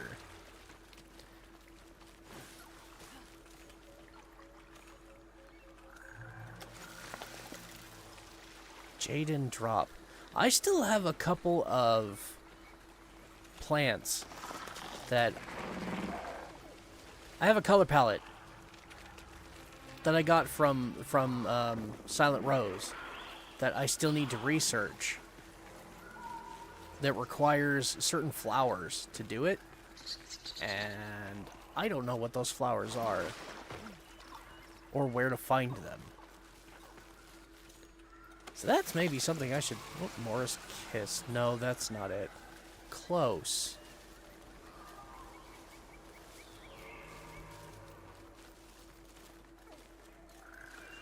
There's my tree. Went kind of a roundabout way to get here.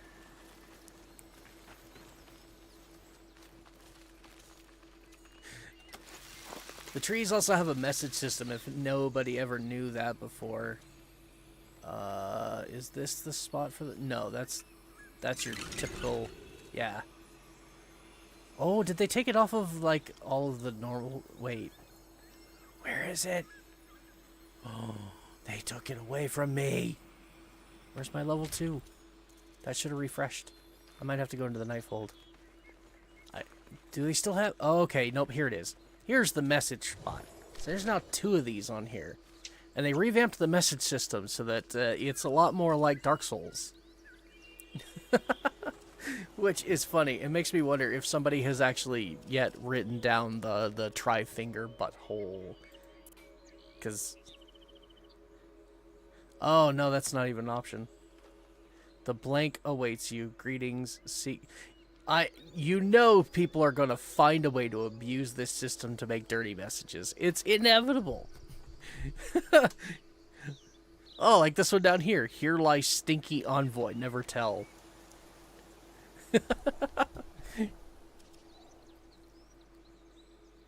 Praise to stinky envoy. Go lay siege.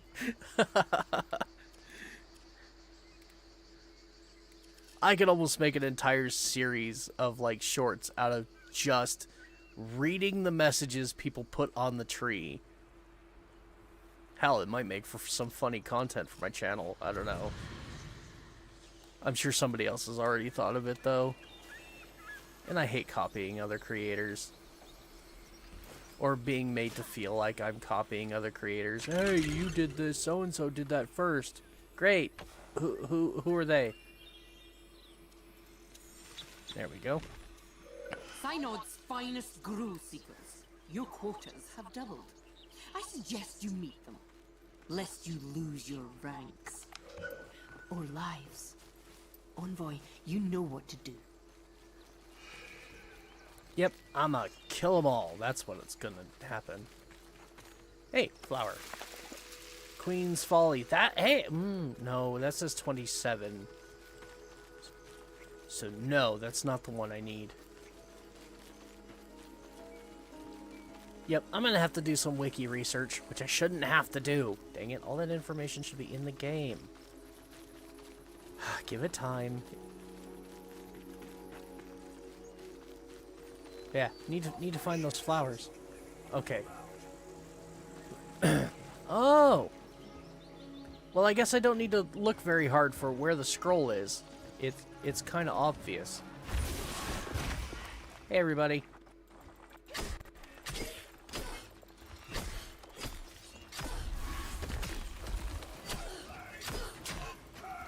Ow.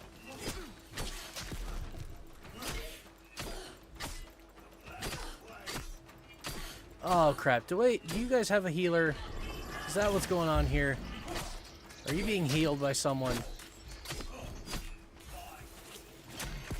Ow, that did nothing.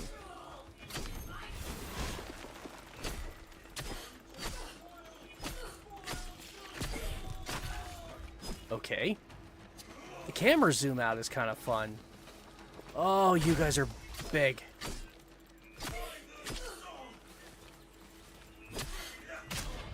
Ow! Oh, I was trying so hard to avoid that. It seemed almost inevitable, though, that I was just gonna fall over dead.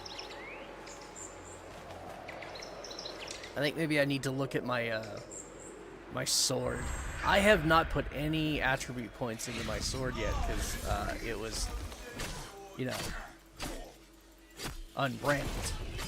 Smite! Hell yeah!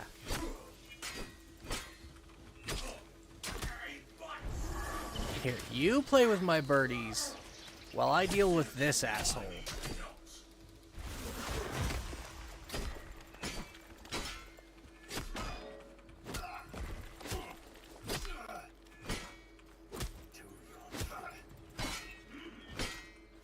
Oh, come on.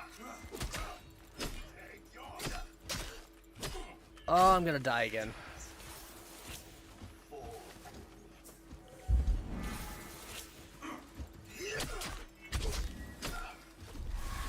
Okay, there we go. Flower power. Can I get behind him and just... Damn it. There we go. I was hoping I could get a backstab off. It did not work. Oh, that was wasted.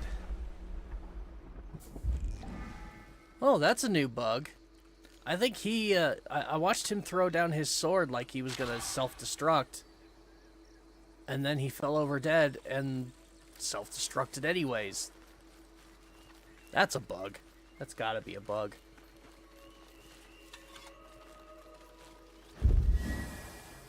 Oh, yeah, hi guys.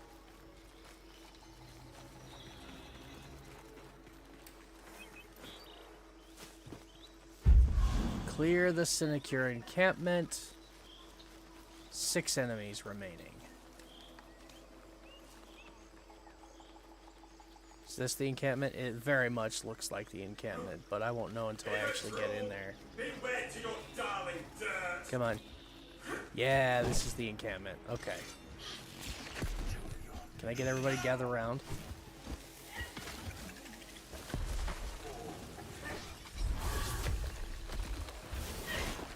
Okay. Oh, you were the wrong one to use that on.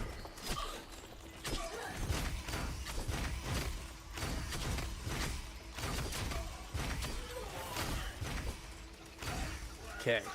But you're having a bad day over here with my birdie, so let's just finish you off. And that's one less to worry about. Okay. Ow. Oh, that hurt. Alright, how far do I have to travel back? Not that far, it looks like. Good.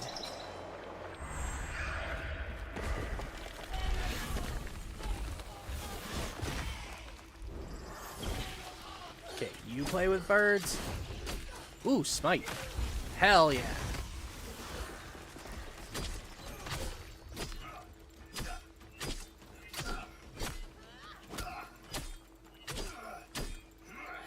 Gotta get this guy down. He is a big problem.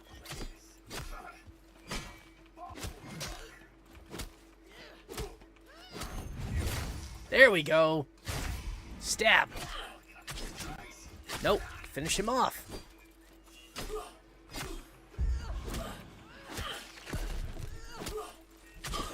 Don't you even. Play with my birds. You're the last one. Come on. Yes! Well done, envoy. Okay. Triumphs lighten this leaden How'd we do?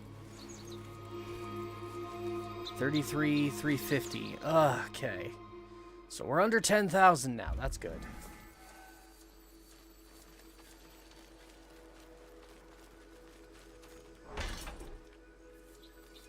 What time is it? Oh, 1:30. Okay.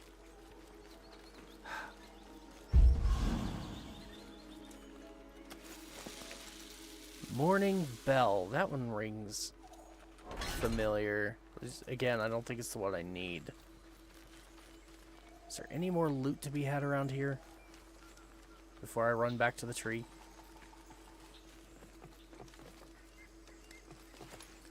No, I think we're good. Okay. Time to run back to the tree. Oh, God. This might take a long time. Unfortunately, I got a really late start on it. And we were having a real nice conversation. I got... I'm going to have to probably continue this on my own. At least as far as, like, the grind is concerned. There is a... Leave me out of this.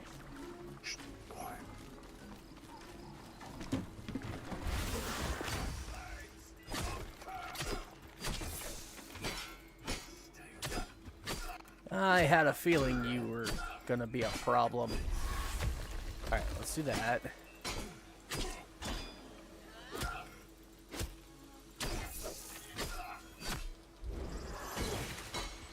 Play with my birdies. Get staggered, bitch. Oh, yeah. Oh, so satisfying. Okay. That's that. Where's the moat? Oh. Never mind, I have another friend.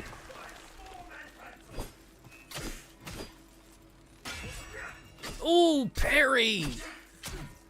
I am terrible at parrying. And I think I just found the moat. Oh, crap.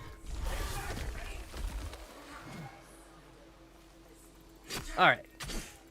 Now they got some health regen going.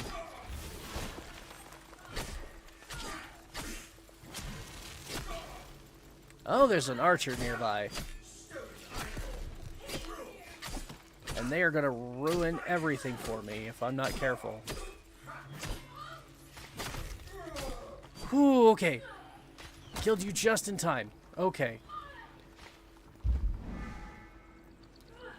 To deal with the archer or not? I don't know. No, that was not the moat that I saw. So I might have to deal with the archer. Because I still need to find the moat. Come on. There we go.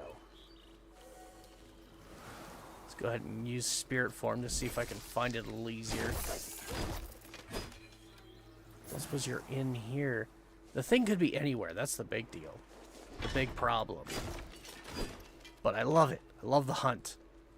Again, finding the sprites, getting the lore of these places, it's actually fun. Killing enemies that might be in your way, and then, yeah. It's one of the better parts of the game. Where are you? The only downside to this is I don't know what the boundaries of the village are.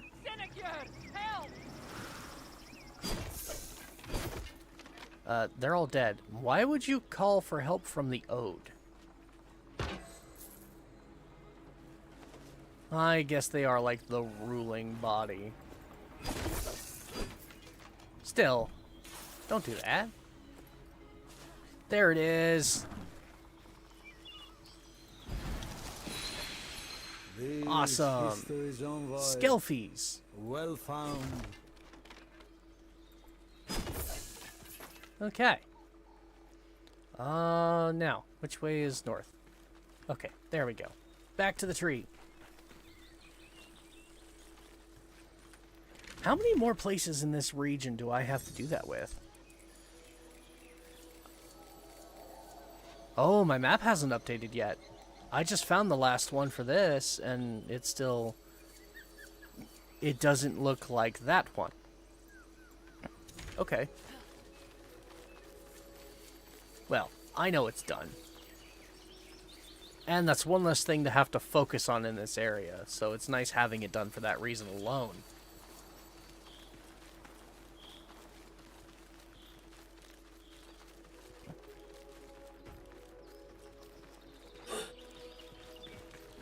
I don't want to deal with you. I'm going entirely the wrong direction. Where's my tree? I think that's it.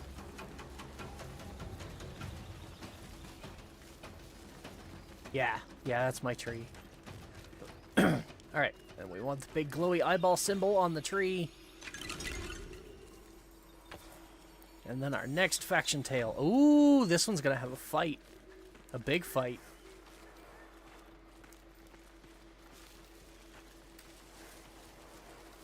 Which means I'm probably gonna die a few times. I hate it, but like, there's no point in denying reality. I'm probably gonna die a few times. Oh, interesting camp you got here, guys. Be a shame if something bad like me happened to it.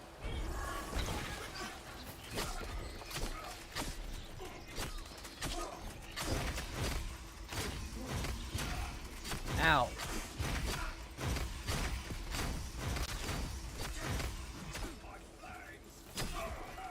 Oh yeah, I'm screwed.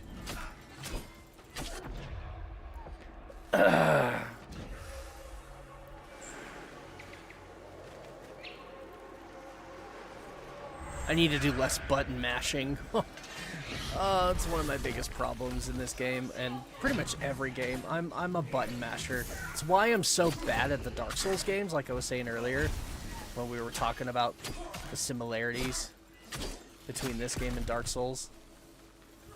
The reason I'm so bad at Dark Souls is I'm a button masher by heart. Would you stop knocking me down?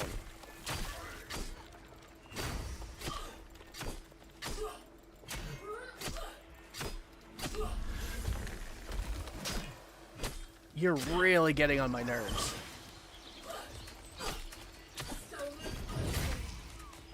That's more like it. Oh!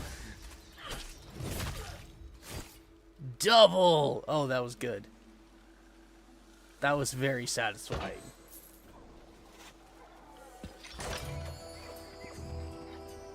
Alright. Yeah, I still got a lot of totems to level up. That's another thing I'm trying to focus on really hard right now, is leveling up all of my totems. Are those ones called totems again? I don't remember. Hell, let's go to the menu and find out. It's these ones. Yeah, totems. So these things you can collect by saving animals, and then you can actually rank them up to make them stronger. Sadly, it doesn't look like it shows their levels on the pictures here, but like this one for Oshelda is rank 3. I've put a lot of work into it. Or is that... No, that's not Oshelda. I don't... That's for magic staff weapon. Or is it just magic weapon? I think these are all based on class. But yeah, you can rank these up. Similar to totems, you also have runes that you can acquire from boss fights that you can attach to your weapons, and these too can level up by collecting a specific resource, which I don't think I can actually... Do I have... Let's see, filters. Can I sort these by number? No, I can't. Here's one I have 2 of. Is that for Longblade? That might be for Longblade. I'm holding a Longblade. Let's go check it out.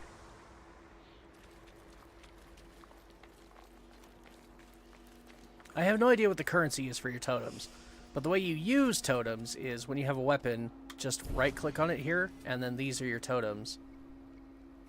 And then I believe these were called sigils? Or runes. Runes of totems. Runes. So you can, if you have a corresponding rune for your weapon, you can equip it here. And then... These are all rank 3, aren't they? Yeah. You can tell the rank of your totem by these little things here.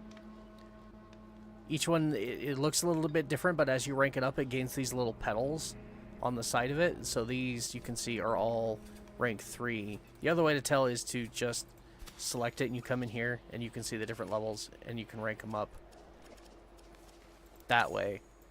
Let's look at my sword, though. I don't think I have any runes for this one. No, but I do have totems, and I should equip some totems. And especially this one, which has 2, and I can release one of these, and it'll give me 250 of whatever that is, which I'm hoping... I know it has a name, and I have seen the name, but I don't remember what it is. But doing that, just releasing your extras is a really good way to earn a lot of that stuff, so that you can actually, like, rank stuff up. And this is a way I can actually increase my my stats a little bit. Like a lot of these ones, especially each of these totems, each of these slots where you can equip a totem, they are attuned again. So you've got red, blue, yellow.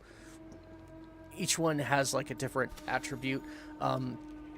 Eventually, I think it's probably going to be a thing that I'm going to collect 3 of each type of totem once, but I'm not going to start collecting duplicates until I have at least 1 copy of all of them at rank 3, which is the highest. But you can see right here, the ability for equipping this in that slot is Pulse Smite deals 200 stagger 10 meters around you, so it gives you an AoE stagger for a Pulse Smite, which is cool. And then you have ones, recalling after hitting an enemy increases damage. So when you throw your sword and then you recall it and bring it back to you, after hitting an enemy, you have to hit an enemy with it. Damage on the next melee attack strike gives you plus 11 attack, which is pretty cool. 15 heal on Pulse Smite, which is really useful. Healing on Smite is amazing. Pulse Smite restores Spirit.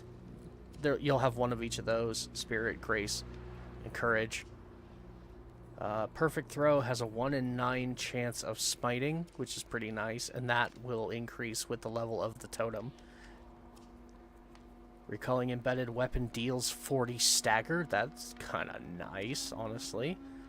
Additional 1 in 50 chance of smite. It's so low. Pulse Might restores grace, and Pulse Might restores courage. Yeah, no, I think that one's honestly the best one. Pulse Might heals. So we'll leave that one there. Now for damage, what do we got? 30% damage to nearby enemies. Just for attacking one enemy, I can deal damage to all the enemies around me. But it's not being very clear as to how far away they qualify nearby. So maybe avoid that one. Heavy attacks bypass armor. That one could be good. Stagger on primary attacks. See, there's a valid reason to have multiple copies. Because I like having that pull on smite where that is right now, but I also really like having... I like that. Plus 6 stagger on primary attacks. So every time I hit an enemy, it just gives additional points towards their stagger bar, meaning I stagger them faster and I can get off those finishers that just absolutely destroy them. Sprint attack damage. I don't do a lot of sprint attacking, so for me that's not useful. Throw slows enemy movement speed for 6 seconds. So if I throw my sword and I hit them with it, then they get a speed debuff. 14 throw damage. Just straight up attack speed, which is always nice. Plus 14 damage on a dodge attack. I don't do a lot of dodging, which is a problem. Increase life returned on regain hits by 14%. So yeah, this has a similar health bar mechanic. The game has a similar health bar mechanic to Bloodborne, where when you take damage, your bar, instead of just disappearing, will actually turn gray, and then for a split amount of for a set amount of time after you take that damage, you have an opportunity to attack enemies and gain that health back. So this increases the amount that you'll gain back when you retaliate against enemies that have done damage to you. So that could be really useful, especially especially if you're a player like me that likes to just stand there and get his ass hit repeatedly, because I'm so hyper-focused on fighting one enemy that I ignore all the others and just end up immediately getting my ass killed. It's bad. It's really bad. But yeah, no, honestly, I want that stagger. I really want that stagger. I think we'll go with this one, though. 30% damage to nearby enemies. We'll see what that does. We'll test that one. So, now for the yellow one. Physical armor. Parries remove 18 armor. If I could actually get better at parries, that would be amazing. Because it would make it so much easier to kill enemies, to just strip them of their armor. Defense against stagger, also really good. Plus 6 stagger on sprint attacks. Magic armor is kind of nice because it gives you defense against magic attacks. Parrying a projectile adds plus 9 armor versus the next hit. Oh god, I don't know if I've ever parried. Hell, I can barely parry melee attacks. I'm not going to parry a ranged one, so that's out of the question. Increase perfect dodge window. Could be potentially useful if I actually dodged more. Plus 6 stagger on dodge attacks. And plus 10% parry window. You know what? If I'm going to be trying to use more parries, which I really should, because they're really powerful, having more time to do that might be beneficial. Alright, so I've equipped them all. Now that I've done that, this one can be upgraded, and so can that one. Why can't this one? Oh, because it's a higher level. This one's like a legendary mod. So, just like mods in Warframe, the rarity of the totem determines how much it costs to upgrade it. So, let's go with this one, and let's increase the parry window even more. So now it's up to 12%. And then we can come over here too and increase that 15 heal on smite to 20 heal on smite. Also very good. Oh, excuse me. I'm going hoarse because I'm forgetting to drink. Ugh. My throat is getting very dry and parched. Because I keep forgetting to actually drink beverages because I'm talking a lot. Alright, in addition to that, however, let's go ahead and... Yeah, I have points I can assign. Smitten? Increased chance of smite. Hell yes. Absolutely. What else do we have? Helm Song. Increased stagger on fully charged heavy attacks. I don't do a lot of fully charged heavy attacks. But I'll probably end up getting that just so that I can deal more damage on consecutive attacks. See, that one I'll use a lot. Especially if that was infinitely scaling.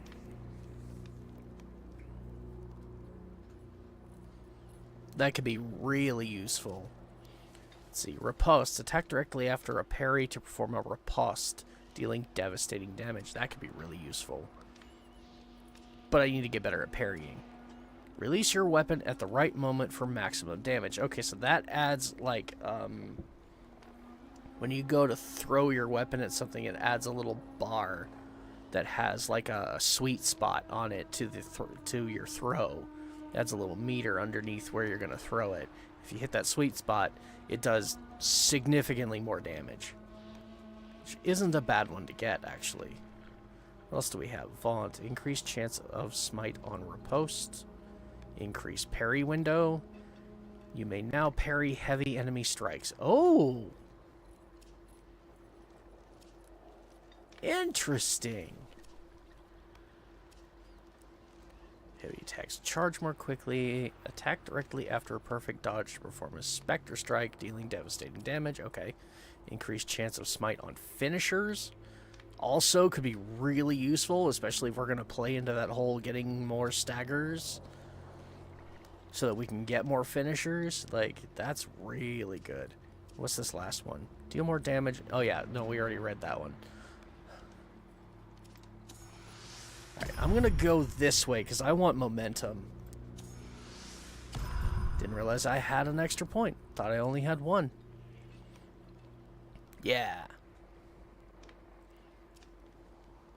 That looks pretty good there. Now, do we have any more points to assign to Oshelda? I have 6 currently. Gain spirit. Gain grace. Oh yeah, I never actually checked if doing that hit me. No, it did not. It did not.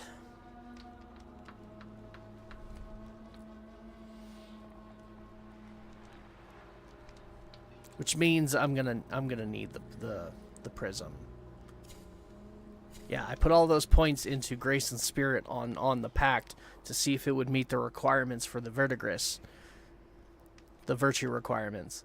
And it did not. All the same, though, I think it was still worth it. Because it is giving me higher Grace and Spirit attunement. Which means... Oh, excuse me. Still having vocal issues all of a sudden. Having those higher like that is affecting the damage on my abilities over here that also require those. And my courage is already really high, so Bestone is doing well. So by putting all of those points into Grace and Spirit, it means I'm doing more healing, and I've also... You've seen what my Phantom Flock is doing. It's insane. I love it. So we're going to leave those, I think. Water is life, rooted.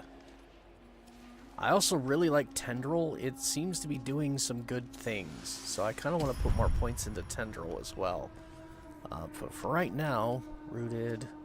Wingspan I don't really need. Deal more damage on Pulse Smite. I definitely want that back, so we are going to take Wingspan. Just so I can get voided. All souls forgiven, regain life on Pulse Smite. So we're going to take that too. I'm already doing quite a bit of damage. with my smites, to be frank.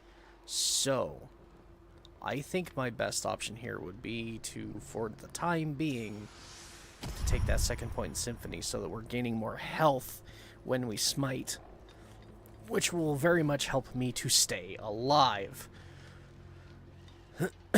What's this last one up here? Oh yeah, that's the Grace. And then we have water, powers recharge faster when you're standing in water, which isn't terrible. And regain life more efficiently, which could also be really fun, really useful. We still got more points to acquire, though, because this pact is only 27.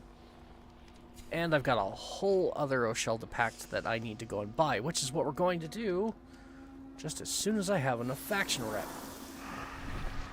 So, with that said, let's get back to it.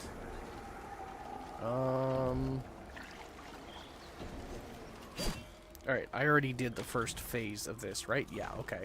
So we've just got to go do the boss fight, and then we're done with this faction tale, and we can start the next one. There we go. There's my respawn point for when I inevitably die. I'm actually really happy that my pact is almost max rank. Weeping Driss. Okay.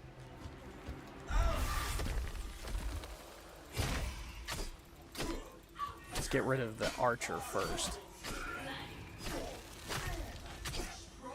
If I can get rid of both of them, that would be great.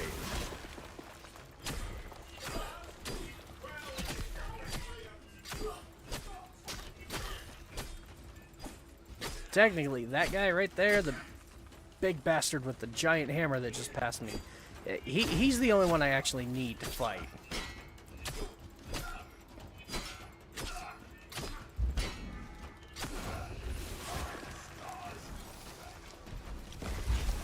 There we go. Love it. Love me some smite.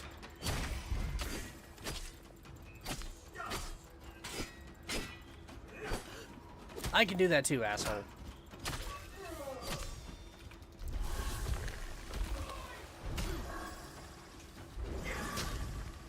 Do you mind? I'm trying to cast a spell.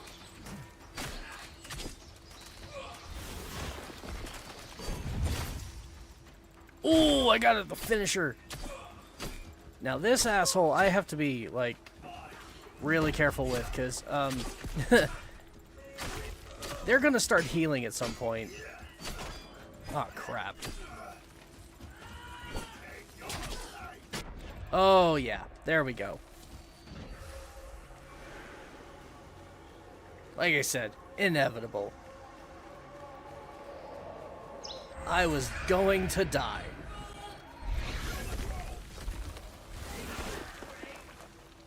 Alright.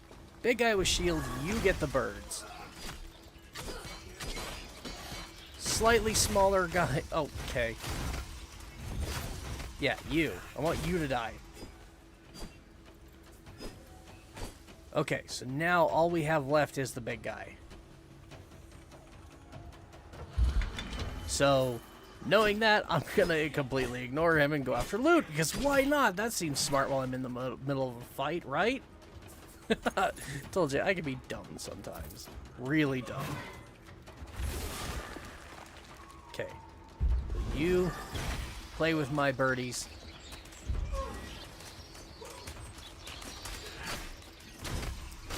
Oh! Come on. Get behind him, do a finisher. There it is. Yes! Now he's healing. Let's, stop that. Shall we?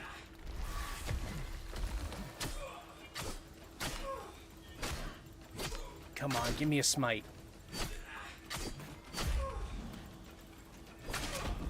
Oh! Okay, need to work on my parrying again. Yes!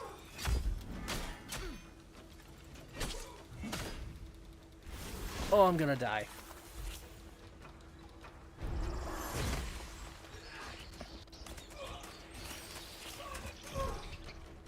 There we go. There we go. Get behind him. Yes! Keep that up.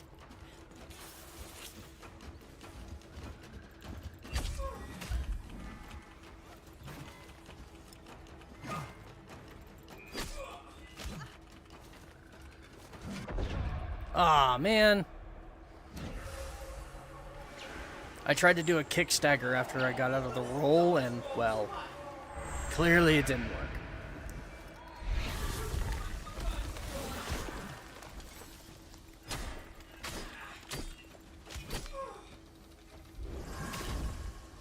Okay. Really getting tired of you hitting me in the face every time I try to cast an ability.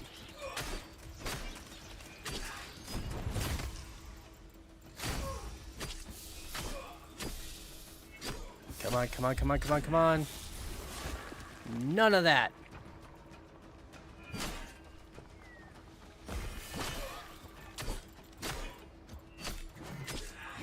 Damn it, he's still damn near re-healed back to full health.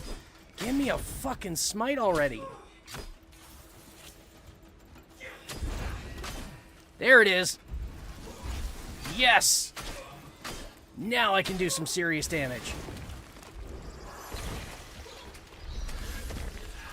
Or I thought I could. That window lasted no time at all. What the fuck?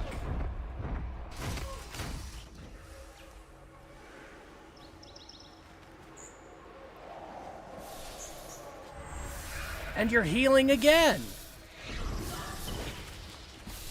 No.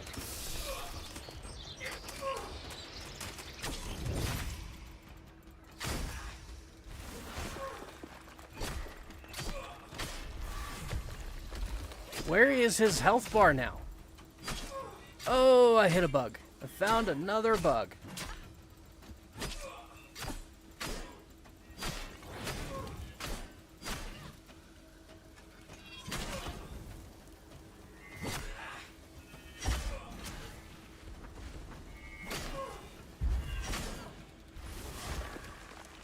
Why am I on fire?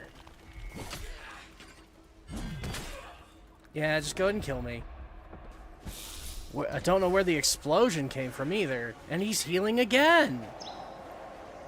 How am I supposed to win this fight?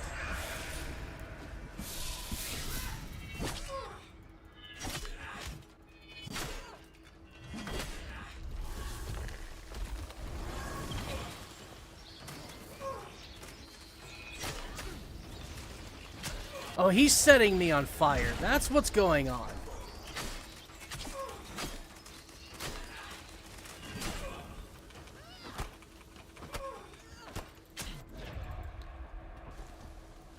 I don't... Okay. Huh.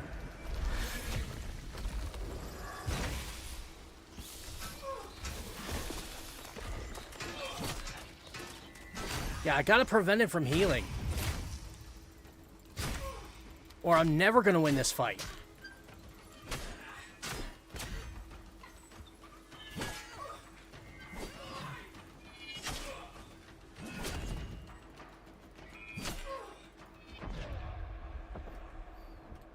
Honestly, right now, though, like, dying is my best option because it's resetting my abilities faster than they can recharge on their own.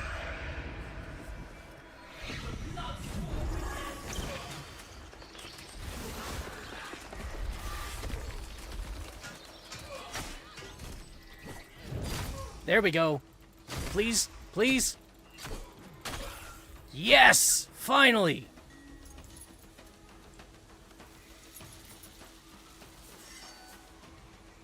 Ooh, an Odiac piece. That's my first one. Nice.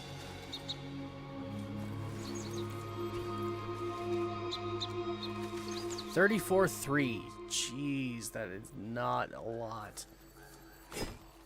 That was a whole lot of effort for not a lot of return. Although the Odiac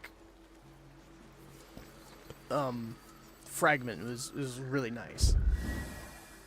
For sure. The Odiac fragment was really nice to get. But the faction rep, not so much, because, oof, that was not a lot at all.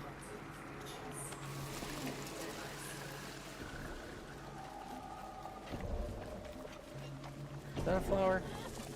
No, it's a rodent, I think.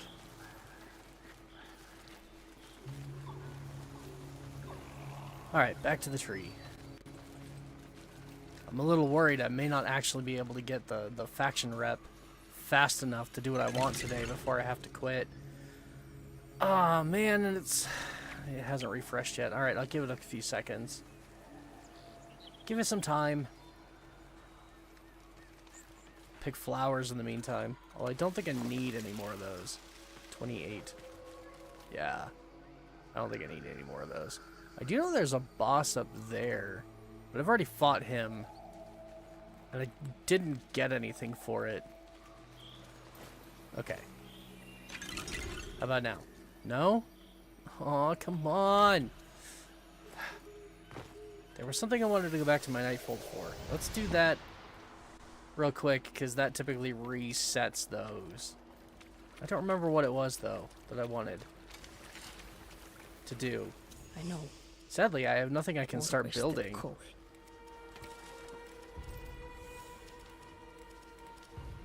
And I have nothing completed ready to claim. I can reforge a bunch of stuff.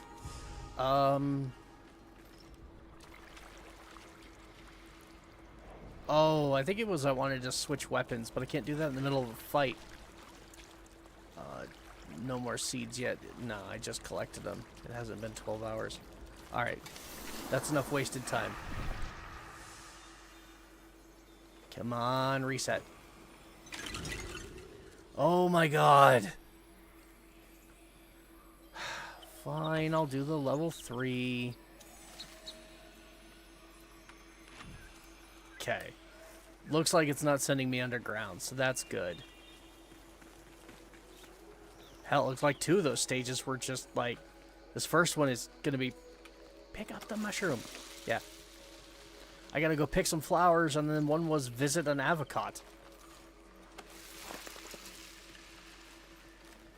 So if I'm lucky, this whole thing... And I didn't see a symbol that said I'm going underground either.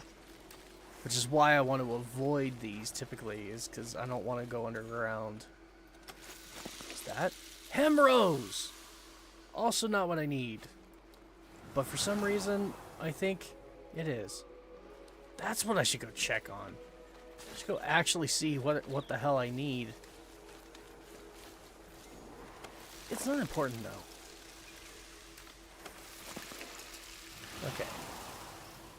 I found one already. Here's another one.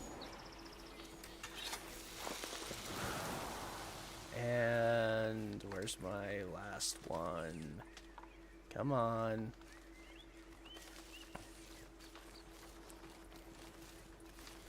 That sunrise is pretty, but it makes it really hard to see my mission objective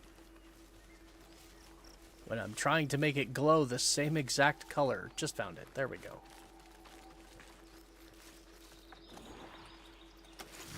Cool. That's done. Oh, we have branching paths. I could either...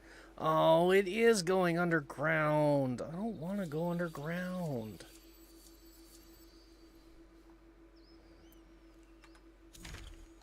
I wonder if it's still possible to do both. The avocat and the scroll. Let's do the avocat first, because that one will be faster. And see if the scroll stays there. Because it used to be I could do that. Oh no, not these.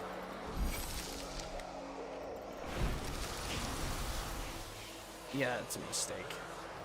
I should just run.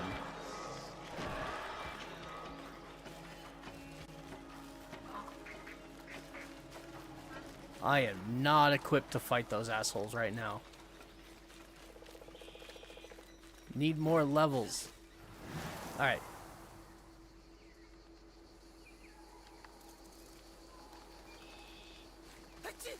There you are.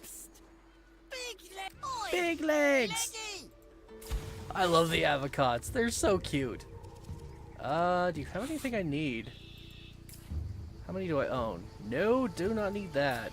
Do not need that. Sapphire, I think I always need more sapphire. And you have scrap iron, so we're gonna buy those too.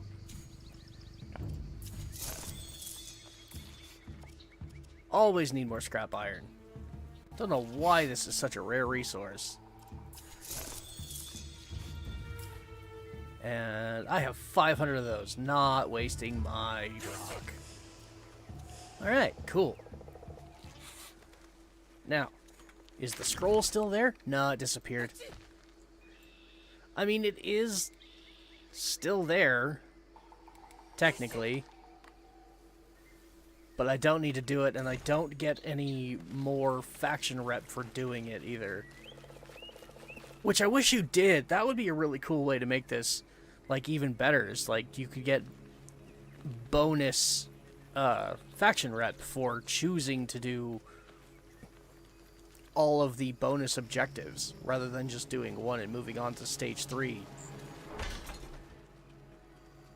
That'd be really cool. Oh, I don't want to play with you. I just want to go into the dungeon. Which may not even be right here.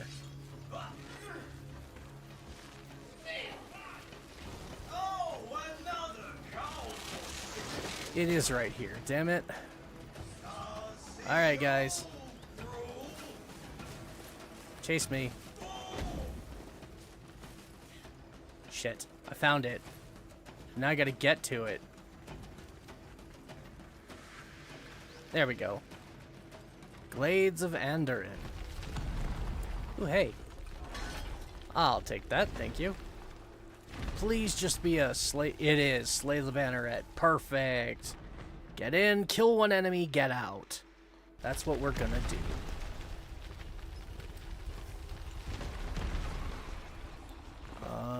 Let's see. I'll grab my respawn points along the way. But for the most part, I'm gonna try and ignore these guys and just find the Banneret.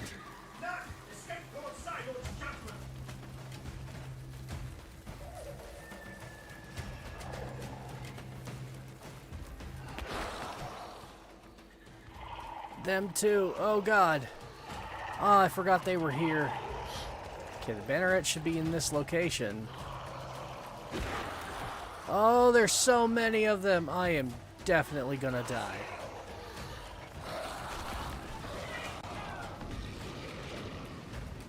Where are you?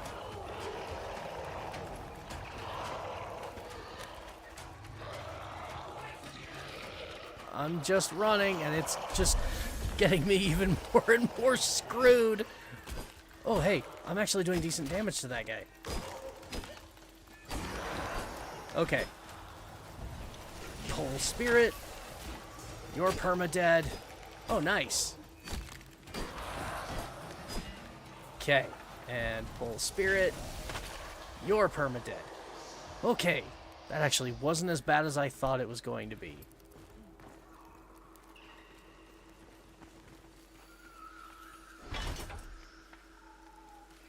I've had a lot of bad encounters with those things in the past. I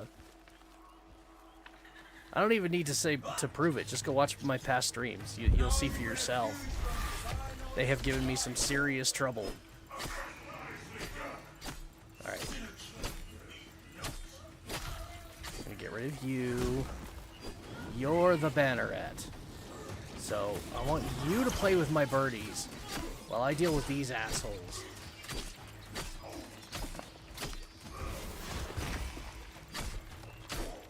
This guy first, because he's a healer. Are you smiteable? No, you're not. I don't know what that blue glow was, but it's not the smite I wish it was. Ow. Oh, yeah, that's the Banneret.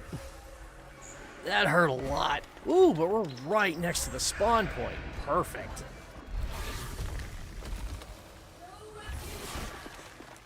Okay.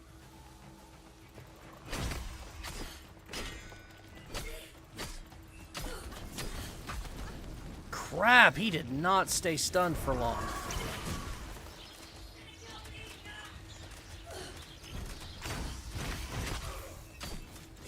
Okay. Now it's just you.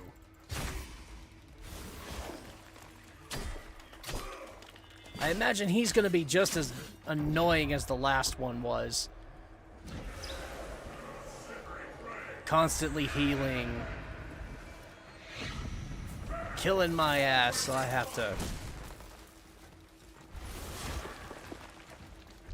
run around frantic, and his damned health bar is gray.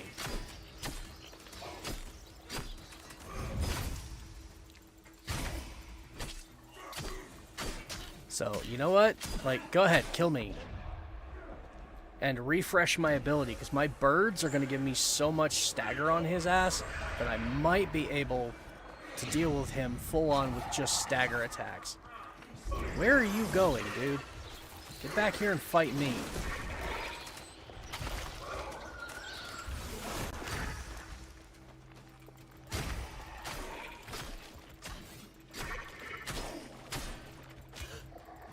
Here. Let's finish off this stupid thing together. There you go. Nicely done. Now come back here and fight my... Why did it default me to that one? What the hell? I'm still closer to the one over here.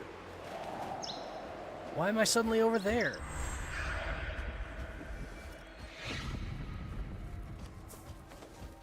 Do I have to activate it? Is that the problem? It's not fully activated? There we go. Well, now it is. No.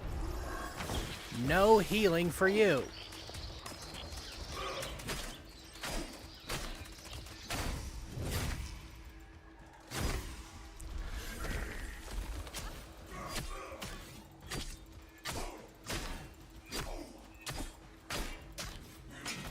Damn it.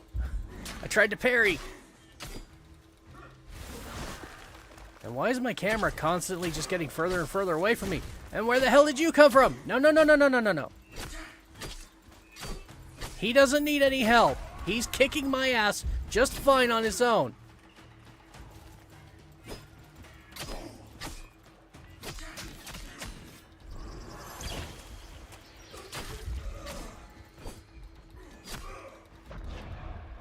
Damn it!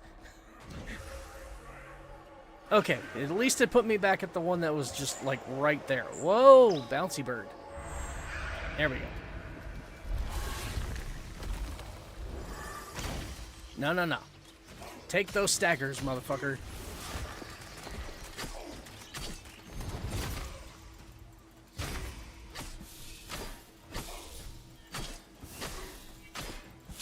I am not doing nearly enough damage to counter his healing.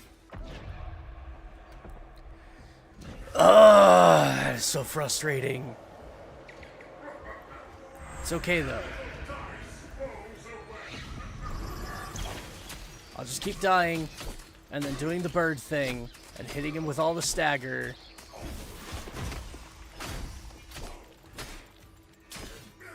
Why didn't he, what the hell? Why didn't he stun? Why didn't he stagger?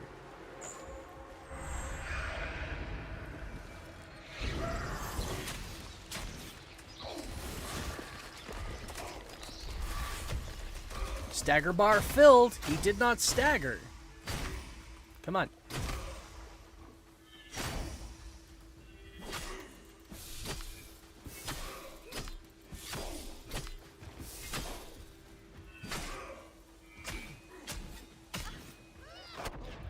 Oh my god.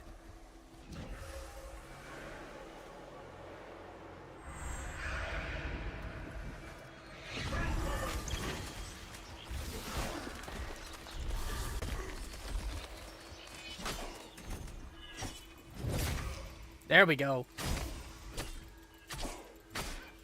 Alright, now go ahead, kill me again. Yep, there we go, good. I am definitely going to abuse this system as much as I feel I have to. What the hell are you attacking now?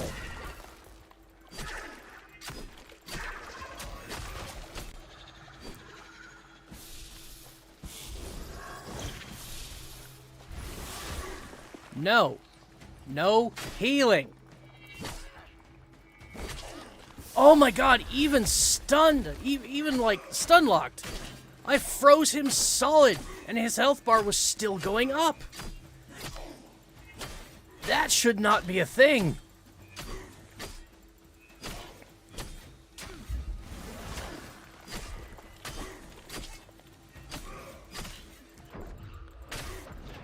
Okay. I don't suppose I'll get lucky and have him come back over this way. It doesn't really matter. The problem is he keeps getting distracted and wandering off. I don't want him wandering off. I want him to stay put so I can just hammer the shit out of him every time he kills me.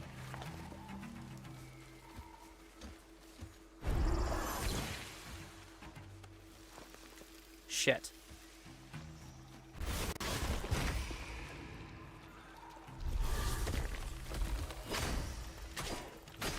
My only saving grace to this is that every time I die, it doesn't reset his health bar. God, you're a bastard. If it did that, I wouldn't win this fight. Period. End of discussion. I just would not win this fight.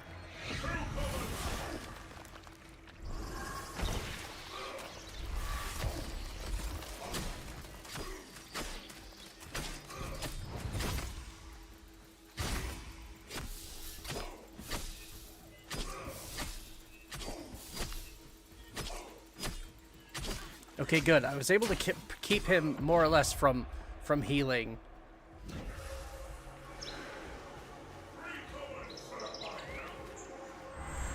Alright, so let's do this again. Stun him in place. Hit him with the staggers. Drop my healing. There we go. Big damage. Now he's gonna wallop the shit out of me. I'm gonna die. Rinse and repeat. Oh my god, this is so bad.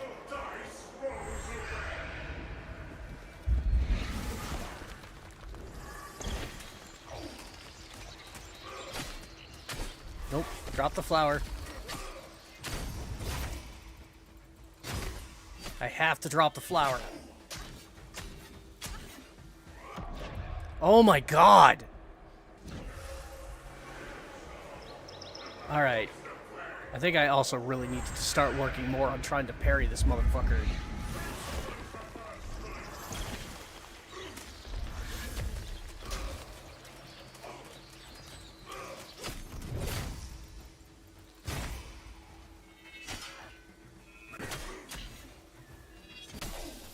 No, no, no, no, no!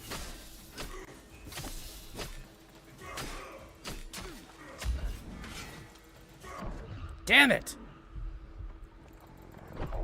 Oh, I'm dead. God, this is painstaking. But he's almost gone.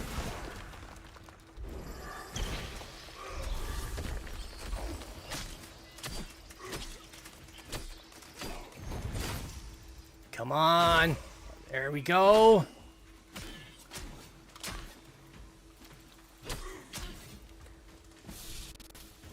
No, no, no! God damn it!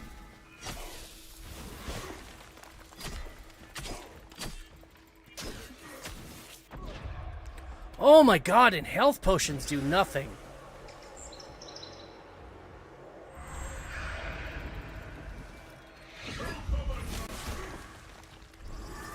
He keeps healing himself just enough that my barrage here and my fucking finisher attack does not kill him off.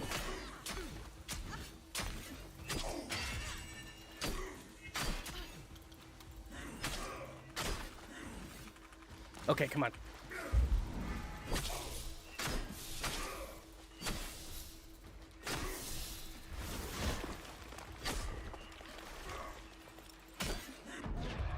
Oh, for fuck's sakes.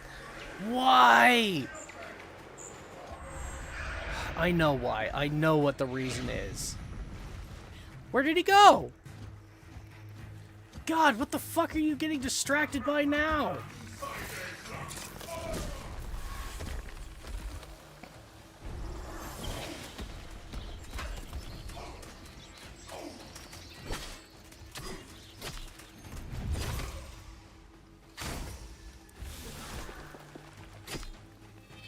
Okay, seriously, if I stun him like this, he should not be able to heal.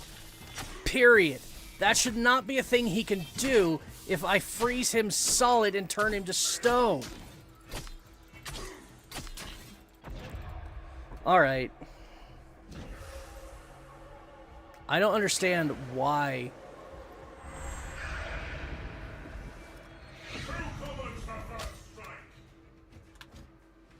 I can't.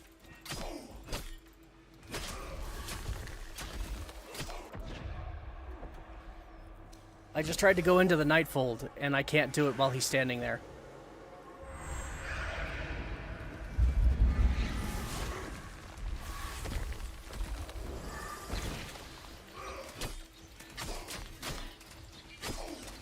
This is why I was trying to avoid these stage 3s. This is exactly it. And now he's healing again, and I can't do anything to stop him. Because my damage output is ridiculous, and no matter how many times I hit him, I cannot get a smite. Which is what he wants me to do. He wants a smite.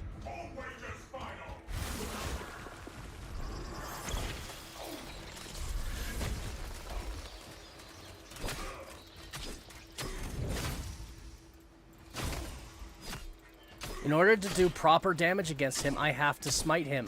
But it's not letting me smite him. No matter how many times I hit him, I am not proccing a smite. And I'm never going to proc a smite. Because every time I die, the chances of getting a smite reset.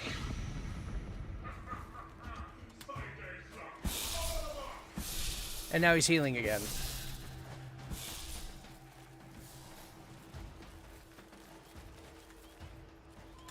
But as long as his health bar is on the screen, I can't go back to the Nightfold to get a better weapon. That's my problem is I'm not doing enough damage because my weapon is underleveled. Nightfold is sealed during battle, yeah. I need to switch to a weapon that has a higher damage output. It's the only way I can combat this. So as much as I want to keep leveling the Ivor here, which is at level 14, it's doing pretty well.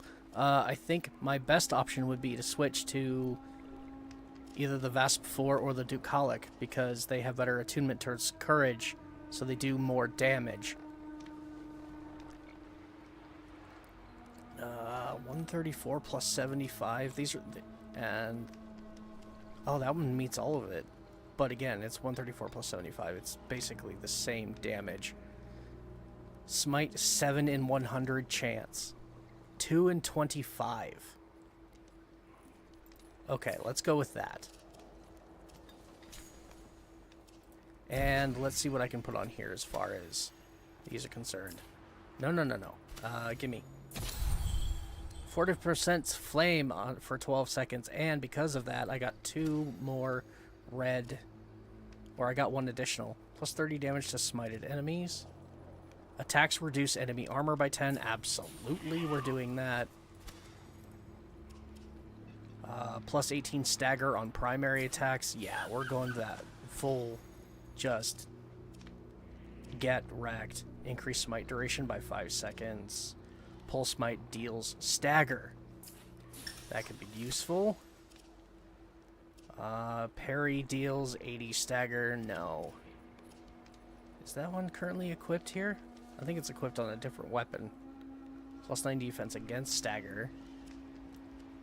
Stagger on sprint attacks. Magic armor. Definitely don't need magic armor. Dodge. Parry window plus 10% could be useful. Plus kick stagger. Increase perfect dodge window. Parrying a projectile. No. Parry deals 80 stagger. Could be useful if I could actually stagger. Let's increase the parry window.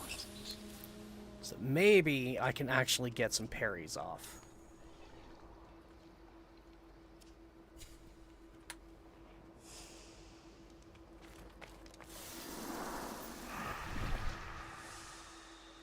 And while we're standing here, loot chest. Ooh. Polished joinery. Okay. Alright, asshole. Let's try this again. Wait, what was that? Something glowing in the grass. Oh, quenching acid. Lame. There's so much of that. And I have no idea what it's used for. That's a potion. Alright. Let's try this again, dude. Oh, look at the damage! Yes! Yes! That's what I'm fucking talking about, bitch! Get your shit wrecked. Oh my god, that was so much easier just by switching weapons. Wow.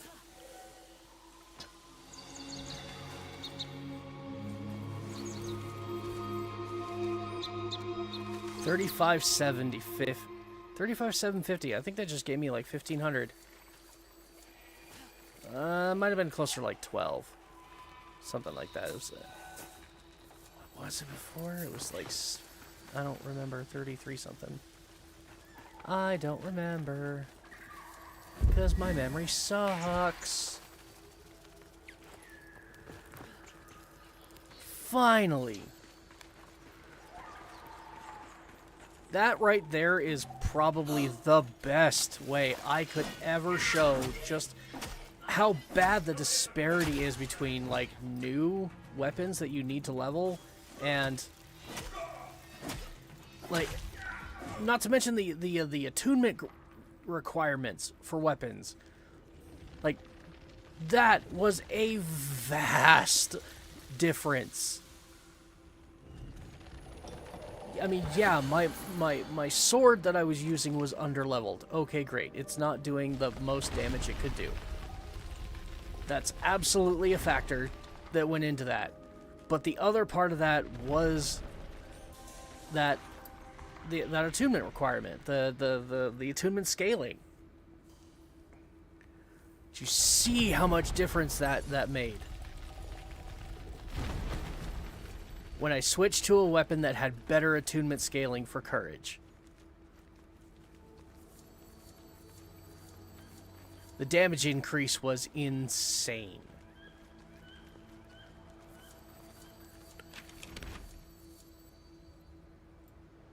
Alright, I am really, really far. Whoa. How did I end up way the hell down here? Alright, I'm gonna fast travel. Ancient roots from which you've grown. I want to limit the number of fast travels that I do because we have a limited number of fast travels we can do. But that was a really long distance. Oops. Okay. Please. Another 3-star. All right. Yeah. Now that I solved the time issue. Go away. Yeah, go. No. We're doing this one. But I want you to go away now. Get off of my map. I want to see my... Okay, we'll just do this. That's much easier. Alright. So we've got the scroll, which is nearby. I think we'll go... 2 scrolls or a pick flower and a scroll and then a dungeon. I'm going to go pick flowers.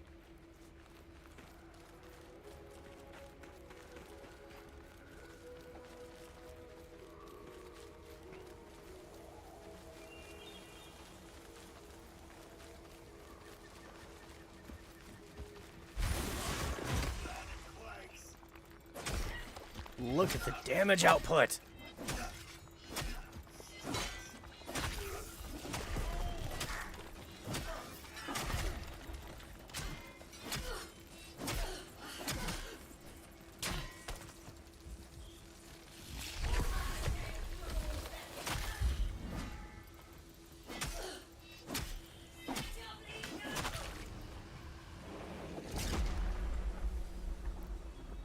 That is so much better.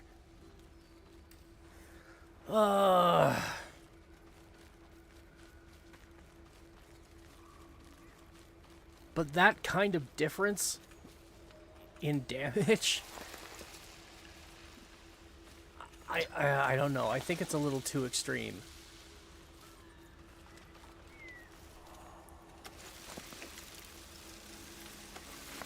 There we go. Got all 3. Nice and quick. Wait a minute. Is it looping me back around? It is. Okay, so that was the start. And I'm just gonna pick. It looks like if I go to the left, it'll actually get me a little bit.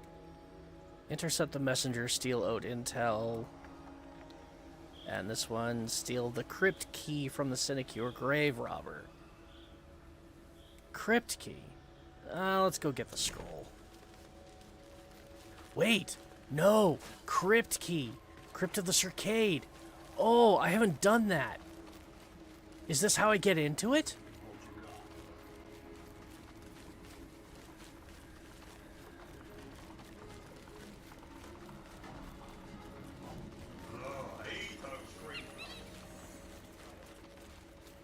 If this is how I get into the Crypt of the Circade, then huzzah! I discovered a new thing I did not know before until now. But I don't know. I still don't actually know.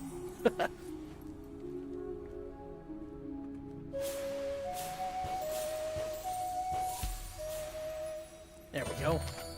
Oh, that was a perfect. Nice. Oh, what a cute little rat.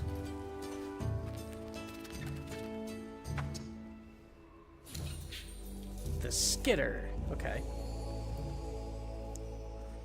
Alright, I'm in the right area. Am I? Oh, no, I'm not quite there. It says I am, but I'm not. How about now? Okay.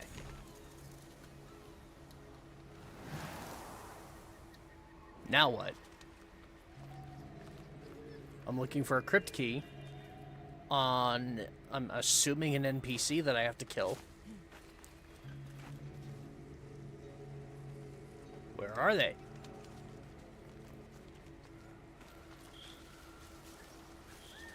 And what is that over there? Is there something over there, or am I just seeing... Well, I see a castle wall. Almost looked like a grave altar or something.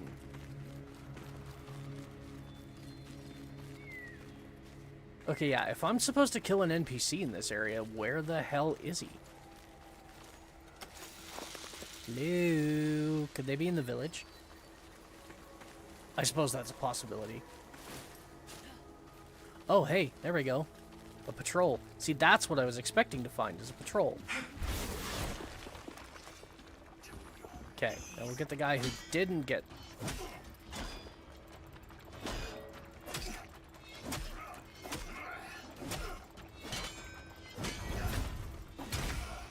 Nice! Bye-bye.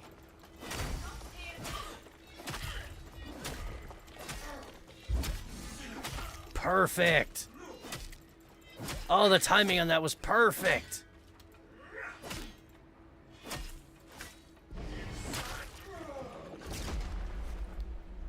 Okay. Did I get the key? Enter the crypt of the Circade. Oh, fuck yeah! I did it!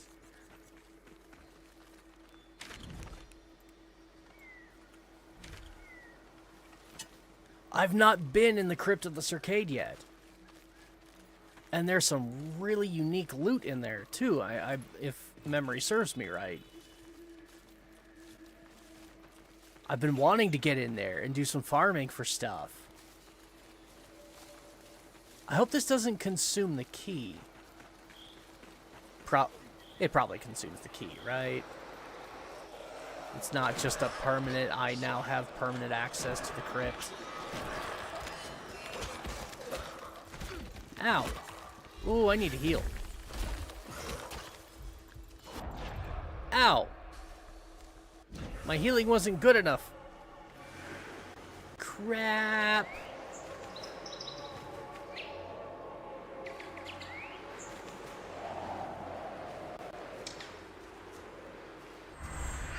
Okay, let's try this again. Everybody hold still for a moment.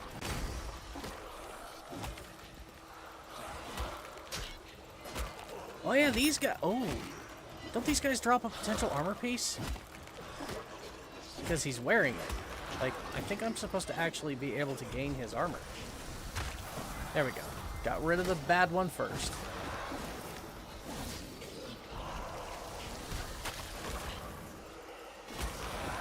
I suppose the one good thing to these guys is you have to basically smite to rip their soul, so...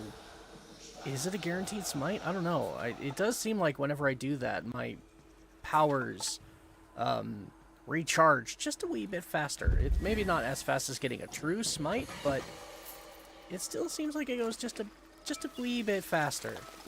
Morris Kiss? No, that's not the one I needed. Oh, but now I can finally go into the crypt. It's my first time actually finding a crypt. Where am I on the map again? Oh. Okay. There are supposed to be multiple areas or crypts like this where you can enter the crypt of this arcade, but this is the first one I've found and actually been able to enter. Whee! I'm excited for this. Hell yeah, here we are. Now it should be permanently visible on my map, now that I've found it the first time. I've discovered it, so now I should be able to come back here anytime I want.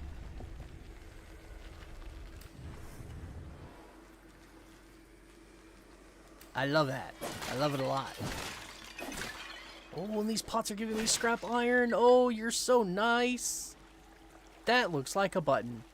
Is that a button? Or is it just like a wall? Oh, okay, it's a medallion. Huh, is this a puzzle? This could be a puzzle. I don't know. This is a button. But it's not pressing. Door. Okay. Let's get a feel for the... Oh. Okay, so I have multiple locales that I need to search. What is my objective?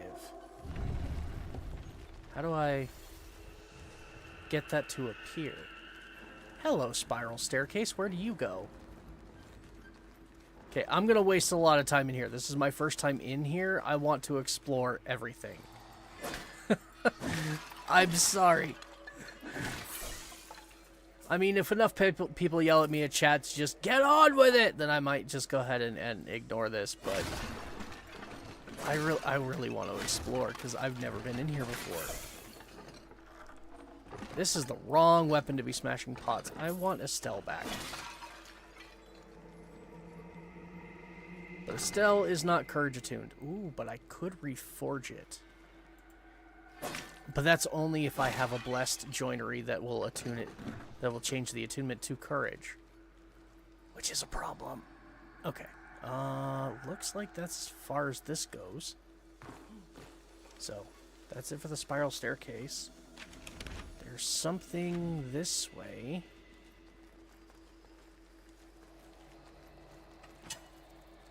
Oh, that definitely looks like a big button. Dendrite weave? No, come on, give me more scrap iron. That was so nice. You know how hard it is to find scrap iron?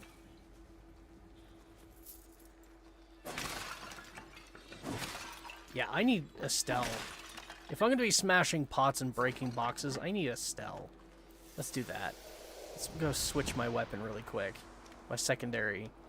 Estelle is just really good at breaking shit.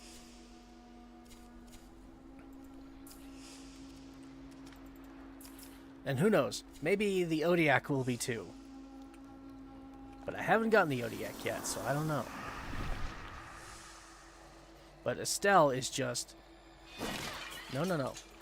It's really fast, and I can target it, which makes it ideal for breaking shit. If you're gonna smash boxes and crates and pots to get the loot that's in them, Estelle is just really good at it because it's fast.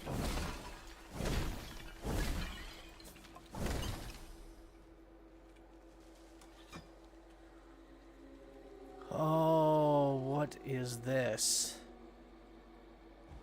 Can that be broken? Nope. Okay. An unmarked crypt. Here's another one. Can't interact with that.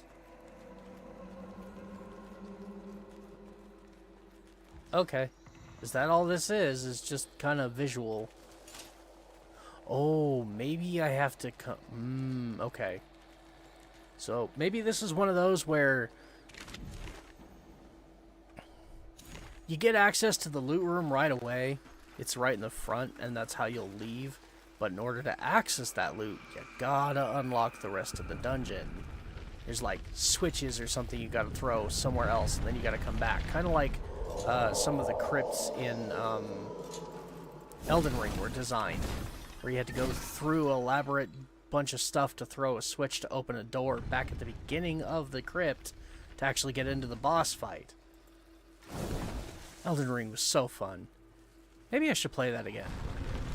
Oh! Oh, no, no!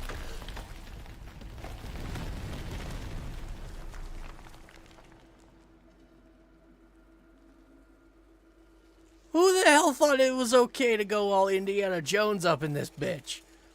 That was rude. Cool, but rude. You're not gonna do it again, are you? Please don't. I didn't take much damage, but still. Speaking of Elden Ring and the trauma that game gave me with the fucking rolling balls and shit. Oh. You did drop another one.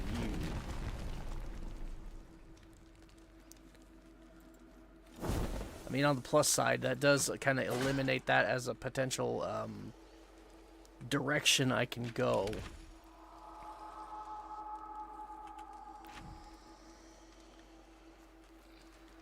So it could be worse.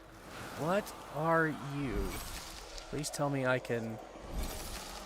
what the hell?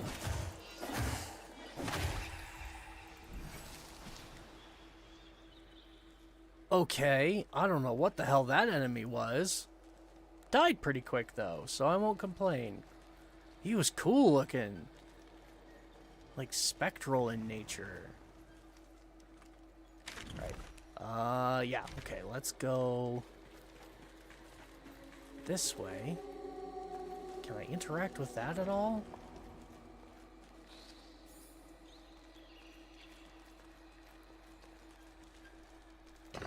I'm actually slightly disappointed by the distinct lack of puzzles in here. Or cool secrets. Or maybe I'm just blind.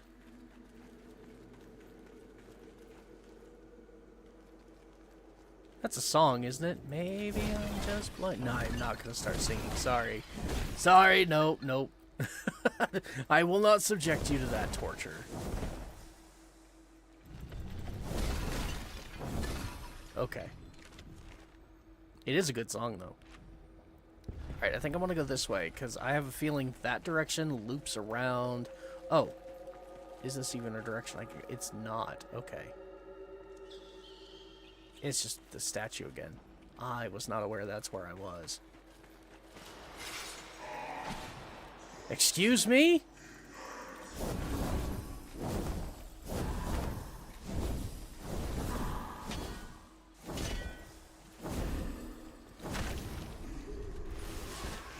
That was wasted. I'm fighting ghosts? Whoa, what is that?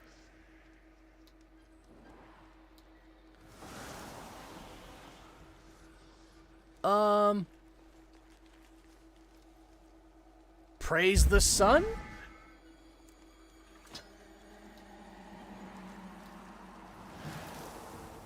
Okay. Next question. What do I... you're glowing. I can do something with you. Okay.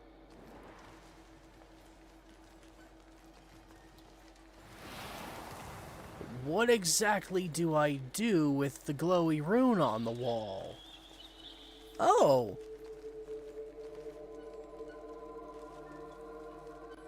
I have to put something here, don't I?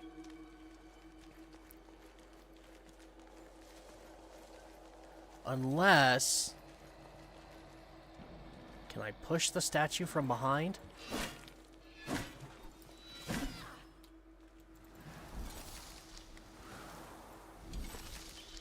Oh, let's give it a good kick. Nope. Looks pretty apparent to me, though, that this statue is supposed to slide into there. Question is how, and does it have some correlation with this rune?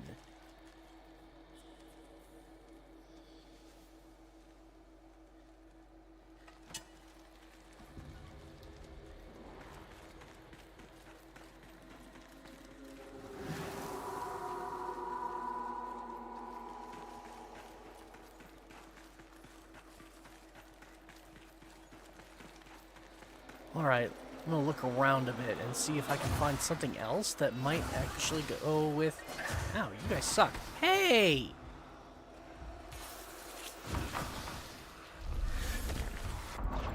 Oh my god! What the... Oh, shit! It threw me out of the crypt?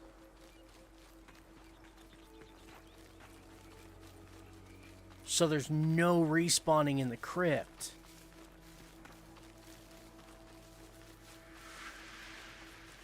Astrologer's Watch, I don't care so much about that.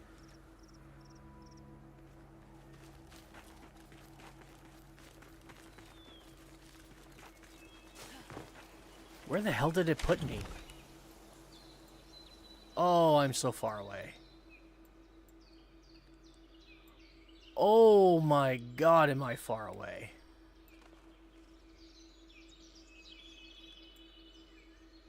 Why did it put me so far away? I'm gonna have to do another fast travel. Ancient roots from which you've grown.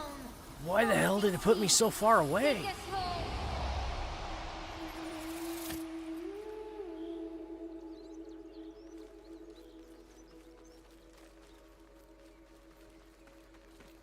I mean, at least put me back out in like, somewhere nearby. So the crypt is yeah, it's something. No respawns inside the crypt. I'm gonna have to be really careful then.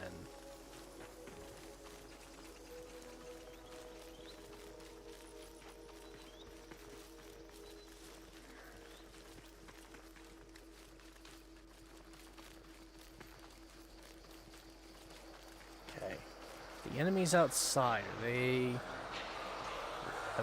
respawned. Yeah, I can hear them, they respawn.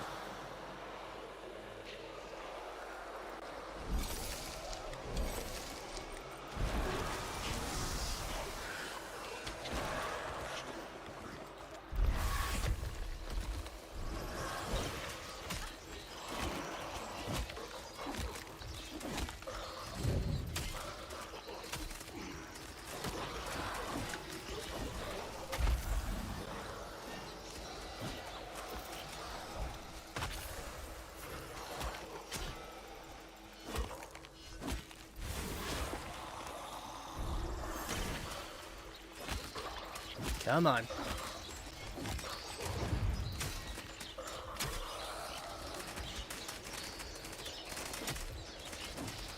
Are you...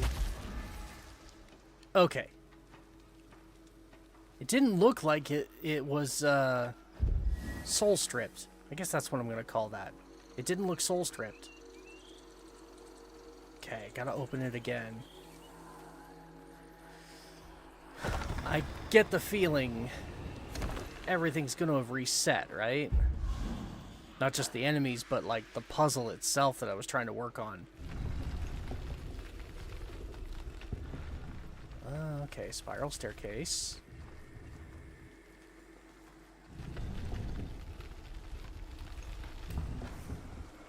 Back in this main room. Oh.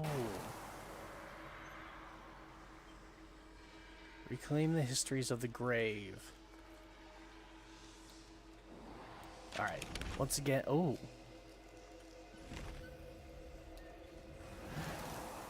I'm right on top of something?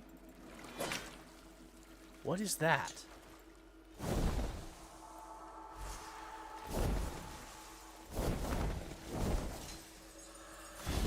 Okay, that doesn't work. Can I pick it up? If I can't damage it, it won't let me pick it up either. So is there something right here then? What am I missing?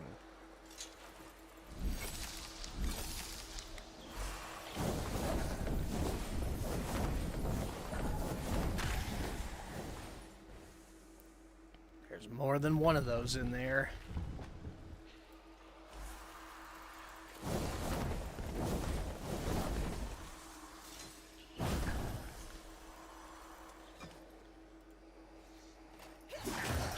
Oh yeah, throne.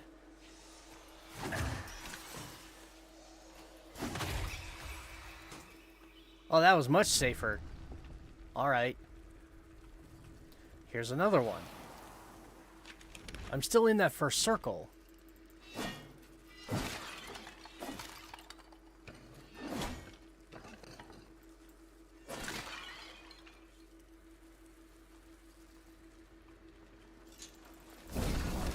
Alright, let's just get this over with fast so I can stop being distracted by it. Oh, there's still a couple more pots. Go away. Done. Okay. Where are you going now? Okay. None of those weird glowy runes in here.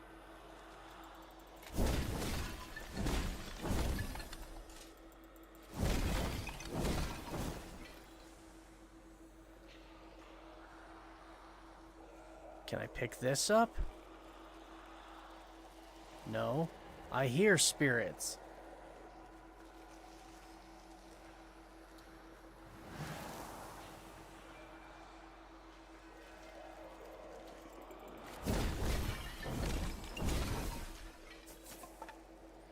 Hell, I see one right down there.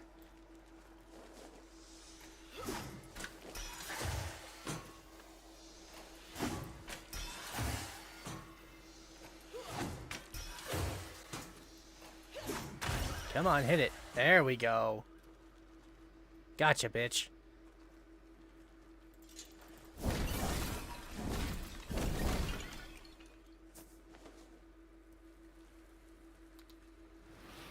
Okay, that's a dead end.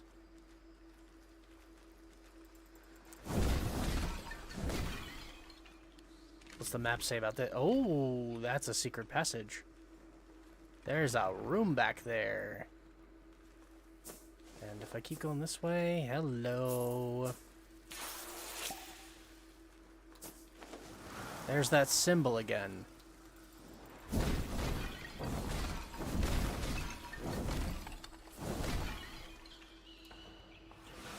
It's actually the same one.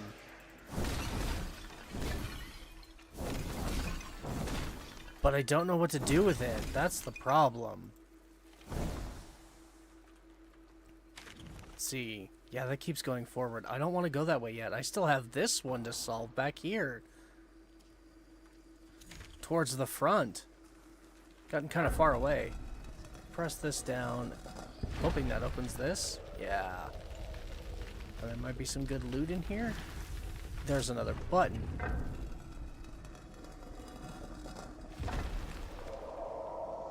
What are you? Oh, hello.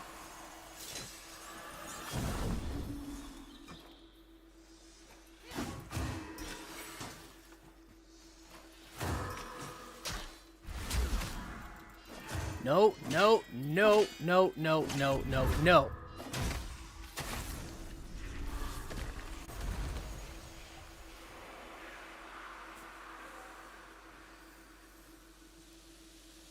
Okay.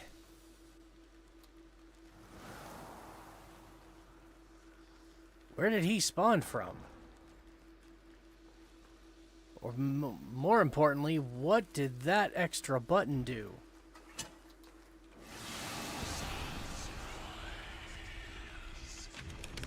Okay, yeah, that's still going further than I want to go. Did that do something back here by chance? Oh, there's another symbol.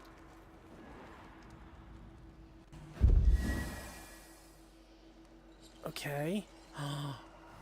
Oh. Oh. Different colors. Blue. That one's green. So if I...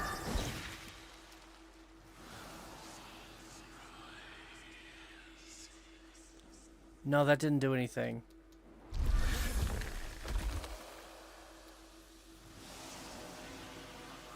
So maybe I need to find that symbol somewhere? Somewhere else, not in a glyph form, but like in a physical form, like a medallion on the wall or something. Okay, that's a dead end.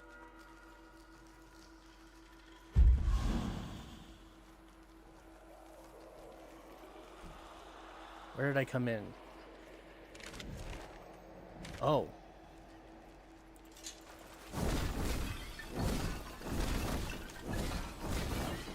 There's a corpse right there. A mummy.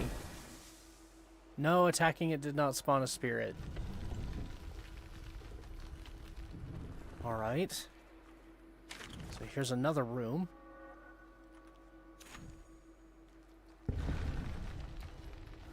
Is there a third symbol?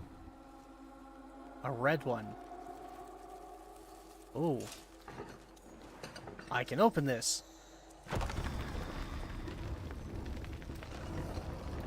Oh no.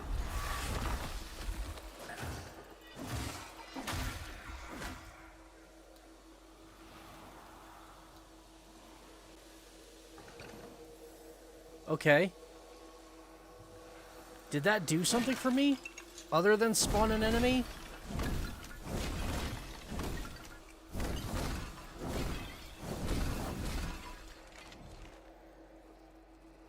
I solved a puzzle, apparently.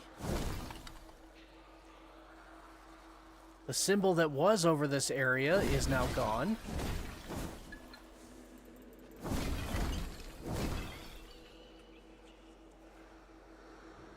Oh, another one.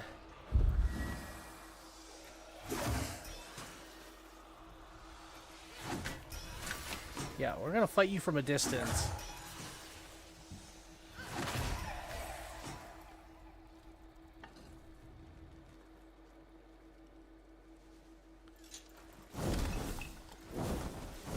Okay, those don't break.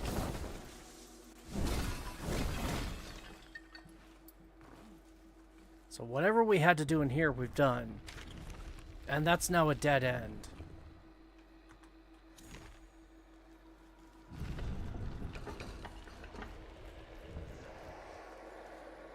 And it's showing a path this way. Must be on the second floor. I can still hear ghosty goos. Am I in trouble?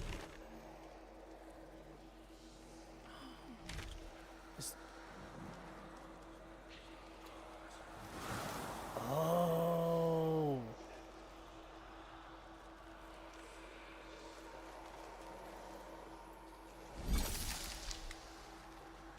What does that symbol look like? Does that look similar to that? I don't think so. I think they're different. Oh, also, out of curiosity, now that I've solved... Was it down here? Yeah, that was down... No, that wasn't the same direction. It was this way, but I found the blue one.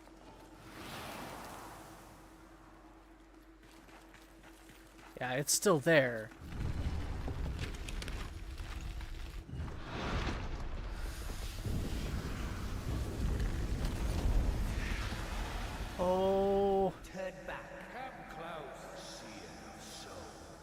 Excuse me?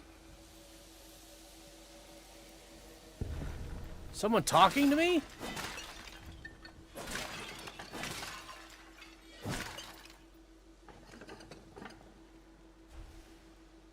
Hello? Do you have a health bar? Oh, you do. And it's big. Okay, nope, sorry. My mistake. I'm not quite ready to fight you yet. It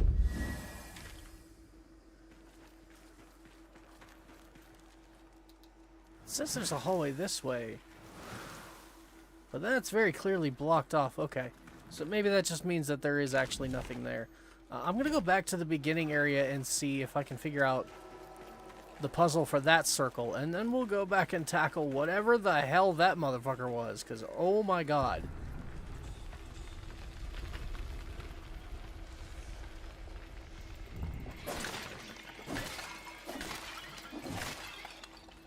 Okay. I have a path this way. Oh, that's the way I came in. Yeah, that's the entrance. That's how I got down here.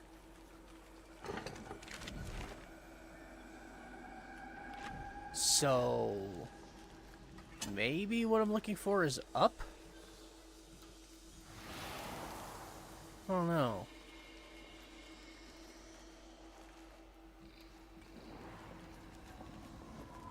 Still not even 100% certain how I solved that last puzzle piece, so I'm not sure how I'm gonna continue forward either. This is a room that exists. Do I have to shoot something?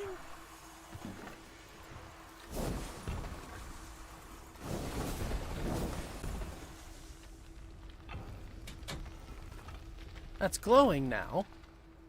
Oh. Oh. All right.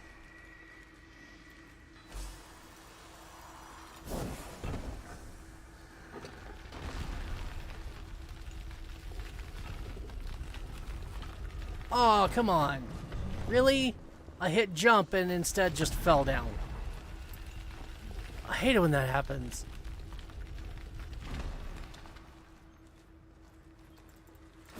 Okay. All pots need to die. You are a distraction. So, distraction, go away. Damn, they are really chintzy on the loot.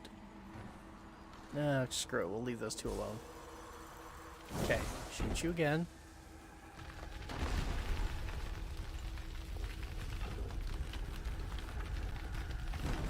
There! Good. Finally hit the... Oh, no. Is this gonna spawn another ghosty goo? Yeah, I think it is. Down there.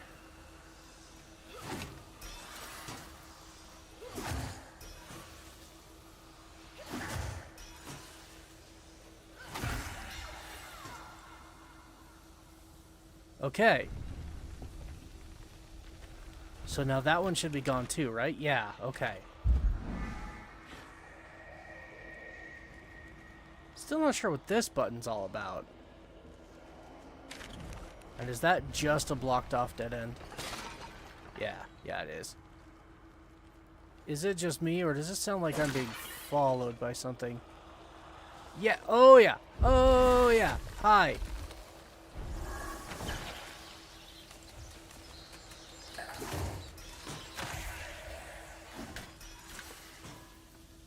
Not necessarily followed, but I definitely had a bad guy on my butt.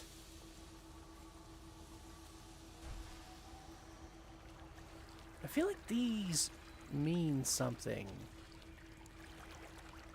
But I can't do anything with them. So what it is they mean, I have no idea. Alright. But that was the second one, so now I've got to go that way and deal with whatever that big badass asshole in the middle of that room was. I'm not looking forward to it. Not even a little bit. Because I hit him with a charge attack and it did nothing. Can I just avoid him for now, maybe?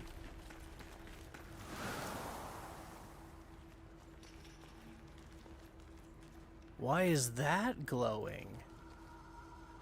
Oh, is that the crypt itself? Am I unlocking this door? Possibly.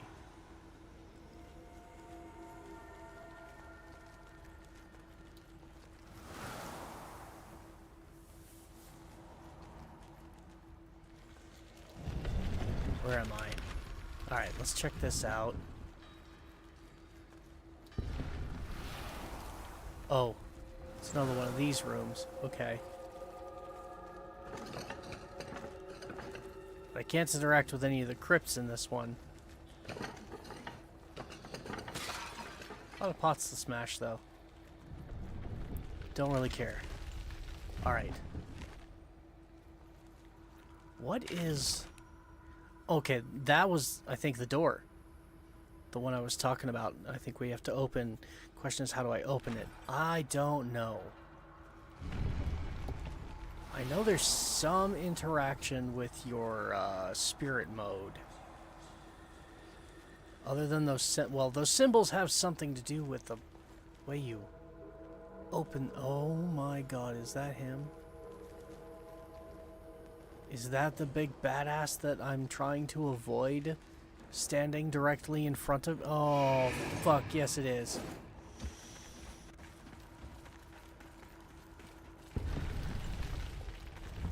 I don't want to play with you right now, dude.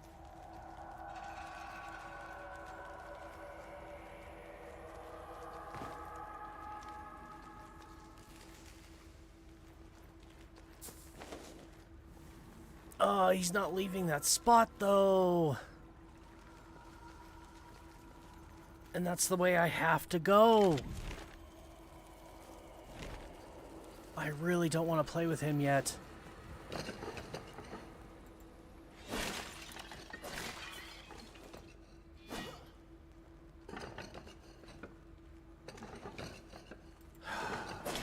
I'm really worried that I'm just going to straight up get my ass kicked. Can I do anything with that? By chance? Why is there a glowing jewel in the middle of this thing's chest?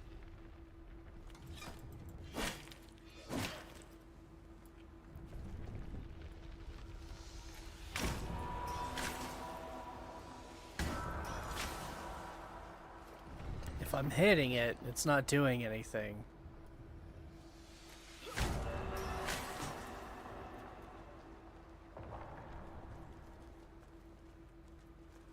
Did I damage... I'm pretty sure I damaged him at least a little bit the last time I did this.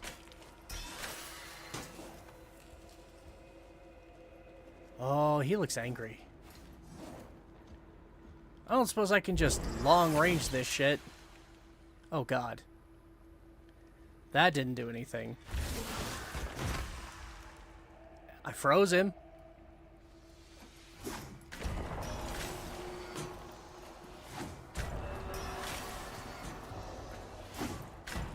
Be kind of funny if I could kill him this way.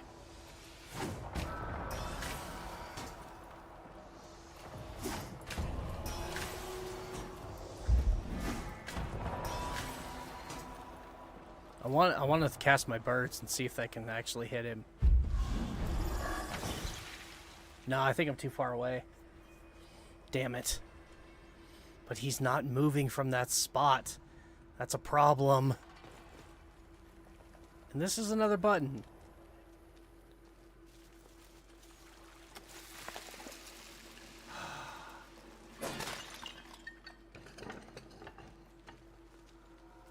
Hello.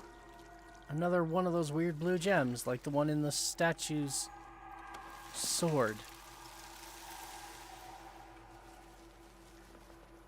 Standing on these buttons does nothing.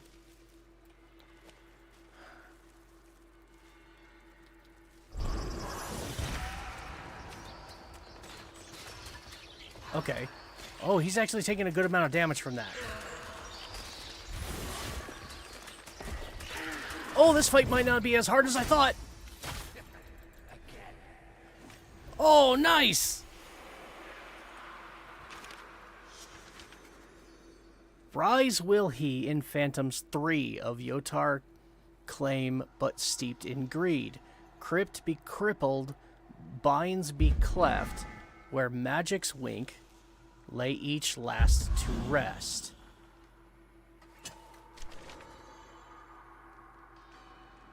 Okay.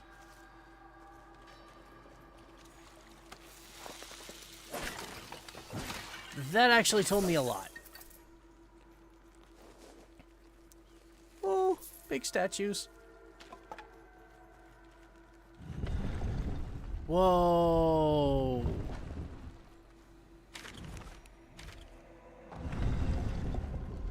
That's a cool feature, but it's kind of creepy.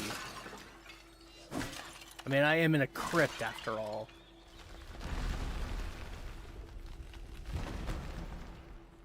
Okay. There is a floor down there. I'm in the right place.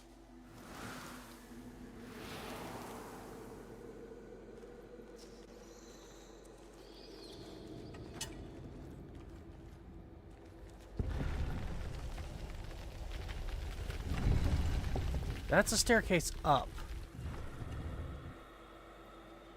Why did you close so quickly? This might be my exit. Yeah, I think this is the exit. No, no, no, no, no! Oh, don't know! Oh, come on! It won't let me back in now? Let me walk away a bit and then come back and see if maybe... Ah, I wasn't done! No! Oh, I wasn't done!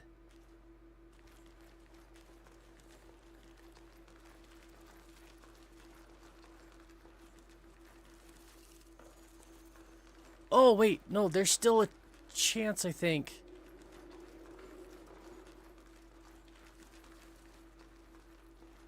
No, no, there's no more chance.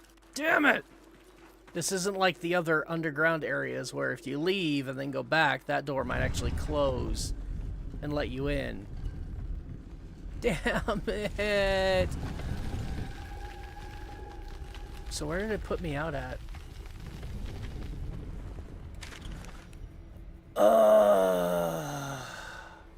Again, really fucking far away. Shit.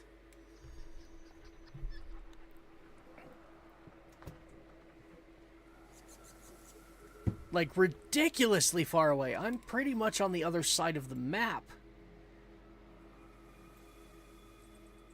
Okay, about halfway, but still, like, I've already wasted so many fast travels today. Damn it! Why'd you have to put me all the way down here? This crypt was not that big. What the hell?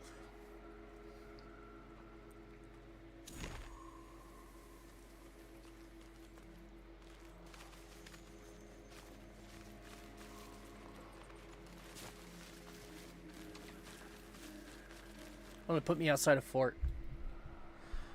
Alright. Well, unfortunately, I think I'm out of time.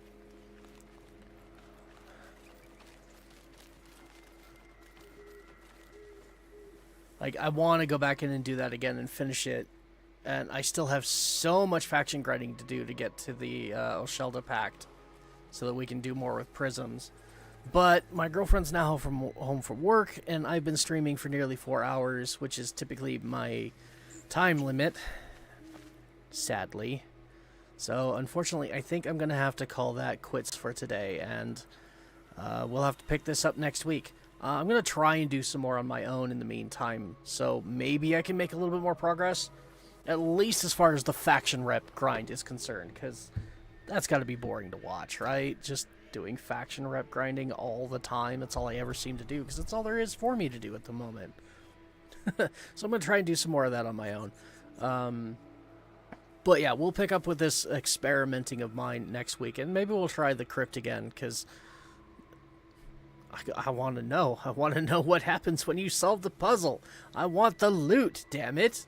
I'm mad that I just, like, randomly discovered the exit door, and then it just kind of closed on me, and was like, haha, fuck you, bye. That really sucked. So yeah, I might try to get on my own too while I'm waiting for next week to come back. So, yeah. It's been fun though, so I hope everybody who's watching was enjoying themselves. We had some good conversation today about the new update, and I always love stimulating conversation, so that was great. Hope that some of those people who were chiming in will come back next time, because this was fun, and I definitely want to do it again. So yeah, thanks for everybody who did show up and did join in the conversation. I really appreciate it. That was a lot of fun. If you are watching in the background, just lurking, I appreciate you guys too. Lurkers are the lifeblood of streams, to be quite frank. For every one person that chats, there's potentially 4 or 5 that are just there to watch. It's just background noise, and I love you guys too. You're great. I myself am a big time lurker when it comes to stream, because I don't typically want to talk with the streamer unless I have something I feel is really important to chime in. So I typically like just throwing them up as background noise. So if you're doing that with my stream, hey, thank you. I really appreciate it. It still gets me views and helps my channel grow, so I really appreciate it. Thank you. And those of you watching this on replay, because this is going to be going up on my channel as a VOD that you can go back and watch anytime you want. So if you're watching this as a VOD, I really appreciate you too, because every view, every like, every comment, every chat, all of it helps to grow my channel, and I would really love to turn this into a career that can support me and my family. So thank you for helping me achieve my goal by sticking around. My next live stream will be on Wednesday, 2 days from now. We are going to be playing some more Warframe. I do have the new Vauban heirloom skin and the Dagath, what do they call it? The Lunar New Year, Lunar Renewal. I don't know exactly what the event is called, but I did get the new Dagath Year of the Horse skin as well. So we'll check those out on Wednesday, look at some fashion frame, do some building for Vauban and Dagath, and see what we can put on them as far as viable mod builds are concerned. So if that's something you want to tune into, feel free to check that out on Wednesday. And in the meantime, tomorrow I will have another video coming up for my no commentary Let's Play that I'm doing of Kingdom Come Deliverance 2. I actually finished the Let's Play, recording it yesterday, so I've got 2 episodes left, and then we'll be moving on to another game. I haven't quite decided yet what, so if you would like to chime in on that conversation and maybe give me a suggestion as to what you'd like to see on the channel as far as like a no commentary style gameplay thing, then feel free to let me know what you'd be interested in seeing. And yeah, I take requests very highly in regard, because, well, you guys are the ones watching my content, and I want to make sure you're going to actually want to watch it. So when you guys make requests, I definitely give them strong consideration, because, well, I want the views. So if you have any ideas, any suggestions, feel free to let me know. And otherwise, hope you enjoy the rest of KCD2, and we'll pick another game from there. And I don't know what it is at this point. Hopefully by Wednesday I might have figured it out, but if not, I guess it'll be a surprise. But yeah, so that's the current schedule. We'll pick up some more Soulframe next Monday, and in the meantime, I hope you all have a great couple of days. Again, another stream on Wednesday, so have fun until then. Stay safe out there, everybody. Enjoy yourselves, enjoy life, and I will see you all on the next live stream, on the next broadcast. Alright. Thanks, everybody. Bye. See you later. Ta-ta. I'm terrible at ending these things. Okay. Goodbye.